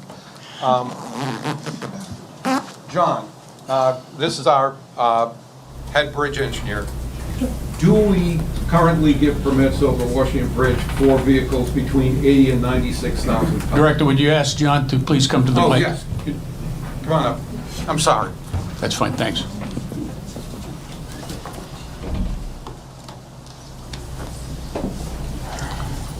This is John Price. He's our head bridge engineer in Rhode Island. Could you answer the question with regard to the permits over 80,000 pounds? So, yes, we do give permits out up to 96,000 pounds to go over this bridge. That is our limit. And my question is, why would we do that if we're being conservative and 80,000 is the federal limit? We feel that this bridge is significantly strong enough to handle the 96,000 pounds, and only as an abundance of caution have we lowered it to the 96,000 pounds from what is typically a higher rating that we would normally use on bridges throughout the state for permit loads. How high would you normally go for bridges? So we have what we call an annual permit, which a company can apply for, and it's for annually to use, and that can go up to roughly 105,000 pounds. So we have limited those back down to 96,000 pounds for this bridge. Thank you. Thank you, John. In thinking of what Rep. Serpa referred to as the lack of confidence that Rhode Islanders occasionally now have Yes. with respect to their bridges, let me ask you this. Moving forward, are we acting upon what we've learned? Have we instituted best practices with respect to inspections? And we have a situation where a serious deterioration, dangerous deterioration was found. It wasn't found in a regular inspection. So I think Rhode Islanders are concerned that we are following best practices to make sure we're inspecting every bridge in the state the way it should be, thoroughly, perhaps more often. Yep. And please, tell us we are. Both of those. Not only have we instituted practice to go way above even what is normally practiced throughout the United States, we have instituted practices that both increased our surveillance and the level of detail at which we analyze and inspect more complex bridge structures, particularly the more complex ones. Okay. The simple ones and the complex one, we have also increased the frequency at which we do it. And then to add another layer of safety on the particular bridge we're using, because strategically it's so important to us, we are now adding another layer of instantaneous inspection by sensors, so that we have a company of professional structural engineers viewing this data on a real-time basis coming from these sensors to determine whether or not there's even the slightest amount of movement so that we can react to it. You could say that it is obsessive, to the point of being obsessive, but we feel that, to your point and the chairwoman's point,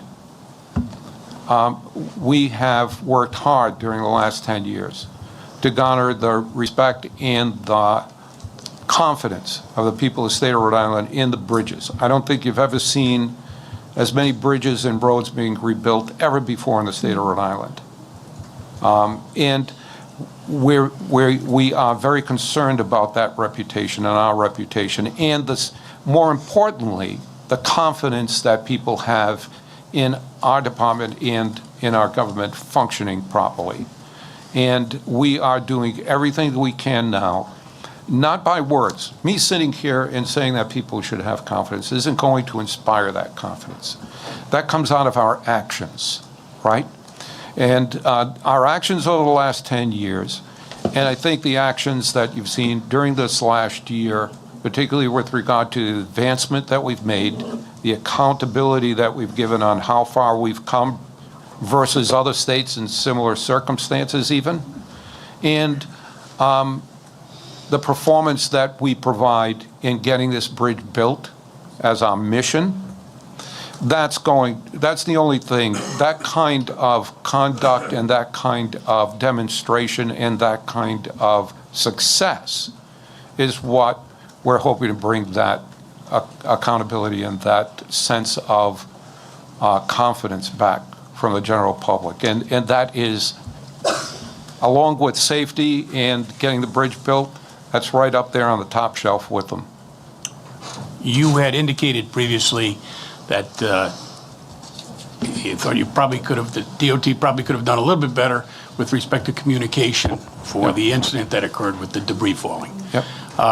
And so my question is, when there's an operation like that that's being done, are best practices being followed there? Are we making a better effort to make sure that there's communication to the folks in the impacted neighborhood? Yes. We have a community affairs liaison that we've assigned to that neighborhood, both neighborhoods, on the east side of Providence and on the East Providence side, that stays in touch with local government and the people in the immediate vicinity there. We've set up monitoring stations at and near for both air quality and physical properties. We've done inspections on the buildings and monitoring closely that and coordinating closely with them. With regard to the rebuild, I know you've been asked to pin it down a little bit better and indicated you really can't, but I'm still curious, and I'm still looking for a ballpark if I could. Estimate of a completion date, are we looking at 2 years, 5 years? Again, best estimate. I'll tell you why I can't give you one. Because, I mean, from an engineering standpoint, from a practical standpoint, every time I give a date and it comes out to even 1 day more, I mean, it's the source of a lot of criticism. We're only within 4 months of knowing what the actual time that it's going to take. So I just ask you to have a little more patience and get to that June timeframe. We're going to know definitively exactly within that 95 percentile of success we've had on all our projects, exactly when it's going to be complete. And there could be some variance to that because the technical proposals that we might get from one company a technical proposal that looks absolutely beautiful, but that's going to take 10 years to build, while another may have trade-offs in terms of what it looks like or what it costs, but it gets done in a lot less time. Depending upon the methods, materials, technology, innovativeness that these companies bring, there could be a wide variation in anything I tell you now and what they actually come up with. They're a hell of a lot smarter than any of us are. They've been doing this for 100 years. There's one company, we're asking for this bridge to last 100 years. One of these companies is actually now renovating a bridge they built themselves 100 years ago, over 100 years ago. So I certainly am eager to see with the innovative skills that they have and the amount of expertise they have, I am confident that these two companies will give us the absolutely shortest time frame that it can be. And we demonstrated to them in our scoring system that we've talked about that a good number of the points are assigned to how quickly they can get it. So they're going to be very competitive with each other, trying to figure out ways on how to get it done sooner. Okay, just a couple other questions. Do we know the condition of the piers? Are they reusable? No, we're going to knock them down. We're knocking them down.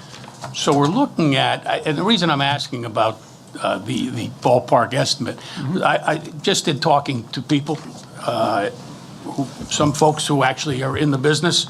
They've indicated that a project of this type, complex project done over water, particularly where the piers are not usable, with all of those factors, they've suggested that the normal length of time, permitting, everything else, and completion of the project would probably be up to 3 to 5 years. Yeah, well, now, these companies are quite more capable, I think, than the companies that person is considering in their analysis. They actually have their own water-based equipment that they have not only built for themselves, but they've designed them specialty for them. I mean, these companies have built bridges like the Como Bridge in New York. Bridges much bigger over bigger water spans than this. With regard to the permitting, we've already started on the permitting process for this. We have the NEPA permit in place from the federal government to do the entire project, and the individual permits, we've already started discussions with the CRMC and the Coast Guard and the National Fisheries. The demolition went extremely quickly with the permitting. We expect the same to be true with the permitting for the reconstruction, even with the new piers. There are methods, materials that will limit the amount of time that they'll actually be in the water, and there are innovations that these companies will be employing to be able to do a lot of the construction, even though it's in the water, as if it doesn't need to be permitted at all to be in the water. So there are a lot of factors that play into that schedule, and these two companies are probably two of the best to figure out how to get it done the quickest. Thank you. You bet. Thank you, Chairman. I think I have Representative Place and Representative Papadakis. Thank you, Madam Chair. Oh, okay. Director. Oh, hi. How we doing? I'm sorry. I've heard you use two terms continuously, engineer and project manager. Are those terms synonymous? Not necessarily. Sometimes they are. For example, in Anthony Pompey, he is both a registered professional engineer and a project manager, and he is certified in both. He has a PE license and he has a project management license. Do we? In many cases, and then I use the word engineer, and our project representative, we select engineering consulting that are experts in the area of the I'm limiting to DOT. So within DOT, project DOT, manager and engineer. We have so they are not engineers who synonymous. just do engineering, and we have project managers that do just project management, and we have folks with dual licenses who are both project managers and engineers. So how often does a person without a PE degree manage a bridge or maintenance project in the state of Rhode Island? There are some instances that happens. On the simpler projects, the project manager, remember, is the on-time, on-budget person on a project, making sure the scoping and the permitting and all of the necessary administrative connections are made so that a project runs financially and operationally fine. That doesn't necessarily rise to the level of needing a professional engineer's license to do that. But we always couple those project managers with construction engineers that are on site, that are also on the project team, that generally provide the engineering guidance. Engineers employed by DOT or engineers employed by outside contractors? Both. They're the contractors that have their engineers with them. There are our in-house engineers that provide guidance to these project managers. And for every project we have engineering consulting companies we hire as project oversight engineers that work with our project managers to provide the engineering technical expertise to these project managers. And since your time at DOT, how many engineers were there when you started and how many engineers are there today? You know, I don't know. I will say this. We transformed DOT after doing a peer exchange with, I believe, Utah DOT. Back 10 years ago when I took over DOT, our project performance was atrocious. Not only did we have 20%, 27% structurally deficient bridges, of which we're close to 10% now, but also there was no planning, there was no financing. Projects that were getting built, most projects weren't getting built, but the projects that were getting built, the best analysis we had at that time and it was mostly run by engineers, the best analysis we had was they were like 50% or less on time, on budget. There were project overruns, cost overruns, there were... So you're saying engineers aren't good project managers necessarily? Not necessarily. So we looked at then... No pun intended, John. Yeah, we looked at then changing from an engineering culture, a construction engineering culture, which is a very old traditional culture, to a project management culture that is more akin to private sector companies. Is there any way that changing culture may have had an impact that an outside engineer, quote unquote young engineer, was the one that actually found the deficiency on the bridge? No. And not by someone at DOT? You don't believe that at all? Again, we're beginning to, okay, so here, now you're bringing us closer Okay, I understand. to that. Okay, so we won't go any farther on that one. So going forward, with the construction of the new bridge and the current demolition, are we having engineers watch this thing, or are we having project managers watch this thing? Both. Yep. Okay. And in charge of the procurement is an engineer. Is that it? Okay. Representative Papadakis. Thank you, Madam Chair. Thank you, Director Alvidi, for being here, and that thank you extends to all of your leadership and staff that I see here with you.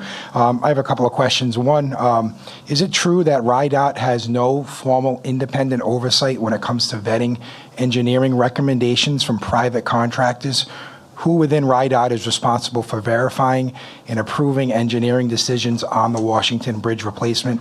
And also, would RIDOT support the creation of an independent engineering review board to double-check major infrastructure projects before taxpayer funds are spent? So we do, as a matter of fact, have independent outside engineering consultants that we bring on to a project like this that is the owner's representative. They're independent of RIDOT. In this case, the company is GM2.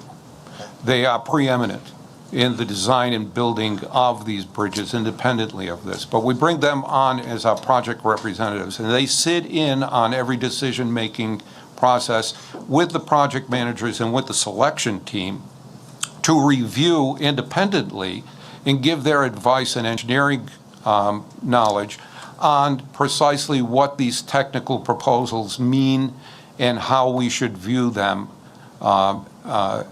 in terms of whether or not we should employ them. So we very much do have kind of a double sense. In addition to the engineers in-house on staff, we hire an independent outside consultant. In addition to that, in this particular case, in the Washington Bridge, we have Federal Highway Administration engineers that are also taking part in the procurement process and providing us guidance so that the transition from a proposed project into a real project that they will fund is done in a way that their engineers are satisfied has been done and the appropriate decisions have been made. In addition to that, there are responsible to the design build team for their engineering company to provide a level of expertise in the design that they propose to us. And they are responsible fully for that design and any advice that comes to us from that design. In the case of the companies that are proposing, the two large bridge companies that we have, they have consulting engineers associated with them that have worldwide reputations and capability. So there are redundancies on the engineering reviews on this project, unlike any that I've seen. Thank you. You're welcome. Chairman. Senator Zurier. Thank you, Chair. With your permission, I had given a seventh exhibit to the clerk, which I'd just like to note. It'll be Exhibit G. It's the vendor affidavit requirements set forth in Rhode Island law. Certainly. Thank you. Okay, and now I'm going to go back to the people who asked to be last. I think I'll begin with Representative Norrie. He's to my immediate left. Thank you, Chairwoman. Thank you, Director, and again, thank you to all your staff. Real quick, one of the first things you said that there's a new designation, complex bridge structure designation, and Chairman McKinney and you discussed it a few minutes ago. My question is a little bit off topic. What other state bridges, if any, have received that same complex bridge designation that you've given? And can we ensure that, and again, I know you can't promise, but can we ensure that we're going to continue to make sure that complex bridge structures with this designation are going to be inspected and we don't run into this problem again? Good question. We do have a finite list of them that we will provide to you on follow-up. If I'm That's not fine. sure whether they were part of the submission that we made in the last couple of days, but if they're not, we will supply that to you so you know the names and locations of them. We have created a set of policies and procedures for them that is documented in our bridge policies memo, a bridge group memo, that now is part of DOT's policy and will stay part of DOT policy. If any other bridges are built in that more complex, like the Washington Bridge itself, when it gets rebuilt, it will become part of that inventory and treated in the same way. It's a more finite method of inspection that is more finely tuned to the precise type of construction on each of those bridges. So we'll have, for each one of those, a different protocol dependent upon the type of elements that make that bridge up. And we'll make sure that the most important elements of the more complex bridges are getting inspected in a more frequent or less frequent, or however appropriately. And it's a much more detailed and finite analysis of those bridges. Thank you. I look forward to seeing that list. You betcha. Thank you, Chairman. Representative Agello. Thank you, Chairwoman Serpa. I have a couple questions, and the first one is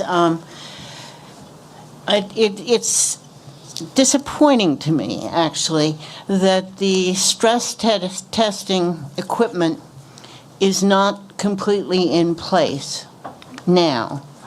And I'm wondering when you decided to put this stress testing equipment in place, and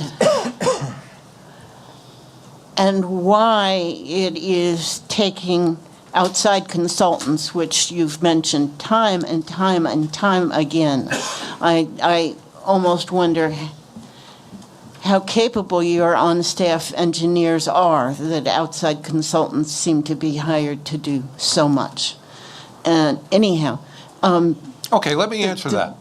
Well, if you would. First, when did you decide to do the stress testing, and why wasn't it So let me answer more broadly and address some of the assertions you made. First of all, it was decided back, I think, in the era of Ed DePrete as governor, to move to a department that used outside engineering services as opposed to having engineers on staff. That's not a move that is much different in every other major DOT throughout the United States. Most of them have moved away from having design expertise inside and actually designing things inside DOT and moved toward a more private sector kind of more streamlined and efficient way of employing engineering consultants with specialty and expertise that most of the DOTs that had the old culture of having engineers on staff didn't have. So as time went on and things in the world became more complex, all DOTs moved more toward hiring consultants to do the more detailed design work, such as this system. So I don't look at our staff as being incapable or incompetent in not being able to provide that level of service. Rather, that is precisely the way we do business, intentionally, so that we have companies that are at the highest level of expertise to perform those services for us. That's number one. Number two, the type of instrumentation and stress monitoring system that we have employing on this, very few bridges have that kind of instrumentation placed on them because, frankly, it's not necessary. Inspection processes normally inspect throughout most DOTs in the country bridges and their capability. Scheduled inspections are a standard practice that's required by the Federal Highway Administration across the country. We employ those. So we've actually increased, as of last February when we met, we've increased the frequency that our bridges are being inspected at over and above the national standards. So that's the first level of safety that we're providing. The second level of safety we're providing is an increased monitoring of this particular bridge on a daily basis, with our engineers and an outside consultant both monitoring on a daily basis. The additional step of putting these sensors on the bridge, we decided last I don't know the particular time, but during the last year, we decided to employ even another level, like a third or fourth level of safety monitoring on this bridge. That's not necessary, frankly, but we're doing it out of an abundance of caution and being extremely conservative to make damn sure that this bridge remains viable and safe. So there are actually 3 or 4 levels of inspections and analyses that are taking place continuously on that bridge. The sensors are the last and probably least necessary, but we're doing it anyway. And that'll be done next month when we said it was going to be done when we started that process of determining to put them in. And it's being done by a company that is highly respected throughout the United States for this kind of equipment. No DOT has that kind of expertise built into there. That's why companies like this exist, to provide those services to DOTs throughout the country. Thank you. Thank you. You're And welcome. it seems to me that when you're doubling the traffic over a bridge, that bridge now has twice the traffic it was built for. When you're doubling the traffic, it seems to me that really belt and suspenders both should be applied regarding You're right. testing it. And that's So- why we're doing it. Okay. An unrelated question. We have authorized toll gantries to help us pay for repair of bridges. Will there be, should there now be a toll gantry over the bridge? So actually, the Washington Bridge was one of the locations that will have a toll gantry associated with it. It always did. And now that the lawsuit has been settled and we're working with the governor's staff and the legislature to determine how, when, and where how we re-implement that tolling program, one of the locations in the state that it has been designated for was the Washington Bridge, even prior to all of this happening. Thank you. Okay. And I'm going to go back to Representative Speakman again. Thank you. I appreciate the opportunity to ask one more question on behalf of the folks in the East Bay. Although to Rep. Agello, the use of consultants in government is a really good topic that deserves a lot of exploration. So thank you for raising that about all agencies. This is about the water that's under the bridge. So who is responsible for removing the debris that is caused by the demolition, and also for the debris that will, I'm sure, ensue as a result of construction of the bridge? Where's it going? And who is making sure that the bay remains as healthy as it is after this project, during this project and afterwards? Thank you. Okay. The material is being picked up immediately after it drops in. So, for example, on that last demolition that took place midweek, last week or the week before, whenever it took place, within days after that, it was already picked up. CRMC was out there monitoring and making sure that the water quality of the water body maintains. They were pleased with the outcome of that and the eventual cleanup of it. The National Fisheries is also another agency that is overseeing it, so we're reporting out to them on the activity there, and they are monitoring to make sure that the water quality of the river stays intact. And the demolition itself is taking place in a manner that during a fish spawning time frame, we're suspending the activities in the water on the Washington Bridge demolition so as not to disturb their procreation. Just to follow up, where's the stuff all going, though? It's not like being dumped on the on the shore, down the bay a bit? It is. It's required to be, under the contract, required to be brought to and disposed of in a registered environmental manner, and that's being monitored, I believe, by DEM. And the silt and sediment at the bottom of the bay that's being disturbed by the construction, the demolition is also part of this? That's the CRMC, and the methodologies and the turbidity controls that are being put in place are being monitored to them, and so far they're pleased with the process. Thank you. Thank you, Chair. Thank you, Representative Speakman. So before we wrap up and before I close, anybody else on the committee? Representative Boylan. Thank you. I just have one other question.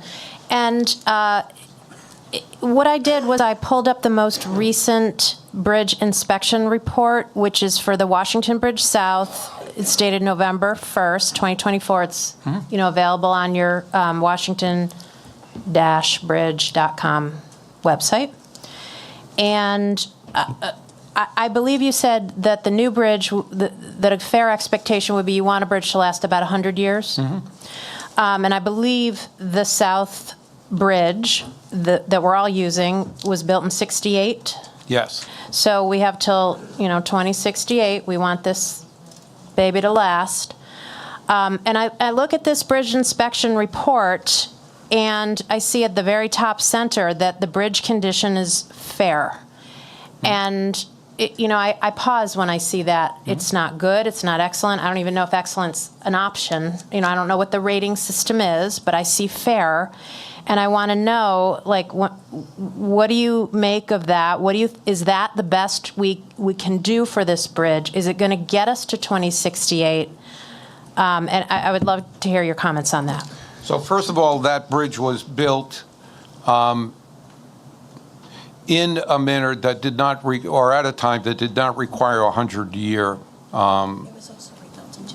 It was actually built in 2006, and the life expectancy of a bridge, I believe, built in that time frame, in the contracts that were given in those time frames, were between 50 and 70 years, not 100 years. 100 years is a higher design standard that we are implementing in the Washington Bridge. We are requiring that the contractors provide us a design that will last 100 years. Previous practice in 2006, when the eastbound side of the bridge was constructed, that was not a requirement then. So that's number one. So the life expectancy of that is not to 2106. It's somewhat less than that because it was built to a different design standard. That being said, we are assuring that the bridge, even with the 6 lanes of traffic that we're using for it temporarily during its lifespan, is maintained in a way, and the upkeep of it in a way, maintains its integrity. That is, that the 6 lanes of traffic do not impair its overall lifespan. Now, we're doing that in a couple of ways. First, we had 2 independent engineering companies do structural analysis on it to determine whether or not the 6 lanes of traffic in any way would impair the operation and maintenance of that bridge or its safety. And both companies came back after doing their structural analysis and said it is perfectly safe to use it this way. That means it was designed and built in a manner that will certainly withstand more than the use of the 6 lanes that we're currently putting on it. So it's perfectly safe to do that. It's suitable, it's strong enough to support it, with the only caveat that John Price, our bridge engineer, gave testimony that we not go above the 96,000 special permit weight, and we've done that. We've limited that weight to, in answer to the other senators' questions, we have limited to 96,000, and for the most part, most vehicles going over it, there's only a very small percentage that fall into the categories that go into that between 80 and 96. So it's very safe for the loads, and it's very safe for the lanes that we're putting on it. In addition, we're requiring the new bridge to be built to 100-year standards, while we're continuously monitoring the eastbound. There was one other question that you have that I don't think I covered. Does that cover everything then? It's the condition at the top center of the report being fair. Okay. It's not good, it's not excellent, it's not bad, In but it's fair. In 2006, when they built that bridge and it was brand new, the condition was fair. And the reason for that is the things that don't make sense to the non-engineering folks, but make complete sense to engineers and structural engineers and bridge engineers. The reason for that was this. In 2006, when they designed that bridge, the ratings of bridges are based on three components: the deck, the superstructure, and the substructure or the foundation. In the case of the Washington Bridge, the deck and the superstructure are in good condition. Those are the parts of it that were built in 2006, and that hasn't changed. They've been in good condition and they remain in good condition up until even now that we're using it with increased lanes. The substructure, the footings and the pilings that it was built upon, were in fair condition back in 2006. However, fair condition in a rating from a structural standpoint doesn't mean that it won't support the weight and the operation of a bridge on it for the 75 years that the new bridge is built for. In fact, in this case, the engineers at that time that designed it did testing on those footings and determined back in 2006 that those footings, while rated fair because of their age, were actually structurally sufficient to take the weight and the loads in the operation of a new bridge that was built on it, and they would last up till or longer than the superstructure that was built on it. So when we give an overall rating for a bridge, that span is rated fair because the overall rating is always based on the rating of the least rated part of the structure, in this case, the pilings. The superstructure, the piers and the deck and the beams that hold it up are in good condition. They've been in good condition since it was built, and we're going to keep it in good condition for a good long time. So thank you for that. I will say the report itself is a little confusing to me. I do see the breakdown. The deck condition is separate from the superstructure, Yes. separate from the substructure. It does show, it does, I guess, mistakenly indicate that the bridge was built in 1930. That must be an error. Those are the footings. Oh, the that I footings. talked Okay, and then it also shows the deck condition in a little bar graph going back to 1997. So Right. it So was that fully was a rebuilt? pre-existing bridge that was built on the old footings. Okay. And then the new superstructure was built, the new piers and decking were built on it in 2006. And that's really what you see above the water is what was built in 2006. And it was in good condition then, it's in good condition now. We went one extra step with this, Representative. We had the two engineering companies, I said that we had analyzed the 6 lanes to make sure it's safe. Yeah. When the November report came out, we sent that report to both of them, and we asked them this question: do you see anything in that report that would make you change your original analysis and determination that that bridge is still safe? And the answer from both companies was no. Their original analysis stays intact, that the inspection reports that we got in November don't show anything that would change their original inspection report that says it's safe in the way it is. And we'll continue to do that with the new inspection reports, have it circle back to them to double check to make sure. Thank you for that. You're welcome. Senator Rogers? One quick question I thought of after.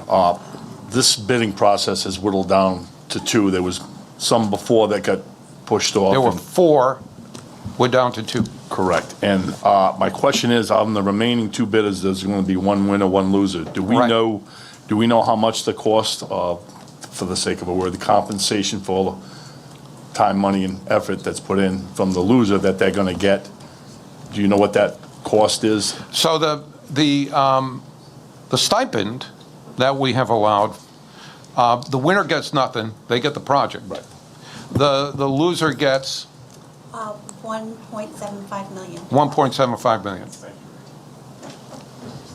And incidentally, just so that you know, so that everybody knows, they get 1.75 million because they right now are employing about 10 or 12 companies each for the next 4 months, doing complex engineering analysis, cost analysis, and financing analysis that cost them in the millions of dollars in that effort.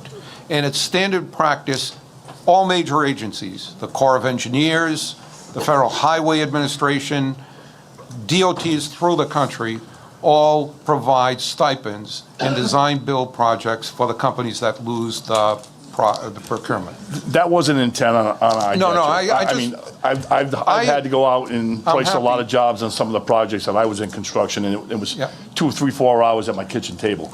And I understand. But, this ain't that. Well, you know, when people see $700 million on these fees, there's a lot more involved in that. A little bit. And as we trickle down from 4 to 2, there were fees that were expended for the 2 losers, stipends that got in. So that wasn't an I gotcha. It's just, it's the cost of doing business, and people got to understand that there's a lot of money and time and effort in this stuff. You know, and in some cases, depending upon the time, when companies have a large number of projects to bid upon, they make their determinations on where to put their millions of dollars of investment. Stipends like this tend to attract the best companies and get the best results. Okay? Okay, so if that's all of the questions, Director, I want to thank you, Mr. Allman, I want to thank you, and frankly, most of all, I want to thank your colleagues from your department who sat patiently through this, I'm sure for them, painfully boring presentation, but it's important information that we have to have. You folks live it and breathe it every day, but, you know, we deal with our constituents, and we have to answer to them, frankly. But, Director, I will tell you, from my own observation, I was trying to listen for themes tonight, and to me, there were 3 themes, and they all began with C. Obviously, the construction process, questions that you answered very well, and some questions, frankly, that you can't answer because I understand you don't know. Public confidence in this whole process going forward, and, you know, not only with this bridge, but as you know, with other bridges. And you said there were 261 complex bridges. Is that what I heard you say? Yeah, there are a lot less than that. No, less than that. Maybe a dozen or 2 complex bridges Okay, well, throughout. I hope they were the priorities for inspection. Yep. So public confidence, and then I did meet quite an extensive communication staff back there. Yeah. So I'm happy to hear that they are at least working with the immediate neighborhoods. And I know it, to me, if I lived in one of those neighborhoods, it would be discomforting to hear blasting. And I don't know how they put pilings in. I don't know if there's blasting involved. But, you know, communicating to the people in that area as this process goes on, exactly what to expect. And I don't know what to expect. I've never had a bridge built near me, but I imagine the continued demolition is going to be messy. Putting in footings and pilings is going to be messy. And if you expect any more things to fall on barges, and, you know, you have a great communication staff back there, and I would think they can think of a way to inform the general public. I mean, I personally could even envision like a little ticker tape running under Channel 10 and under Channel 12, 5 o'clock or 6 o'clock news about the process of the construction. Motorists and residents can expect this between this date and this date. I think that helps build public confidence when people begin to notice, oh, look, here's what's going on with the bridge. And it takes a lot of communication, because I think you will admit, and you have admitted, that certainly a lot of damage has been done with the way this whole thing has been handled. So going forward, we all learn from our mistakes, every one of us. I guess we're never too old to learn a good lesson. So again, I want to thank all of you for attending tonight, my colleagues for your patience, Chairman McKenney for taking the giant share of this tonight, all of the staff. And again, please continue the good work, but you're not off the hook yet. You'll be back. Staff too, I'm sorry, but you'll be back. I understand. Thank you so much for helping us give explanations, and hopefully the reason my folks are here were to listen firsthand to what you all had to say and the comments you had and the suggestions you have, so that we could bring them back and make them part of our culture, and I assure you we'll do that. And we appreciate you, and we appreciate their listening too, and certainly we hope they will take them seriously and do something with them. Thank you so much. Thank you. With that, motion to adjourn, Chairman McKenney, and seconded by Representative Pajello. Meeting adjourned.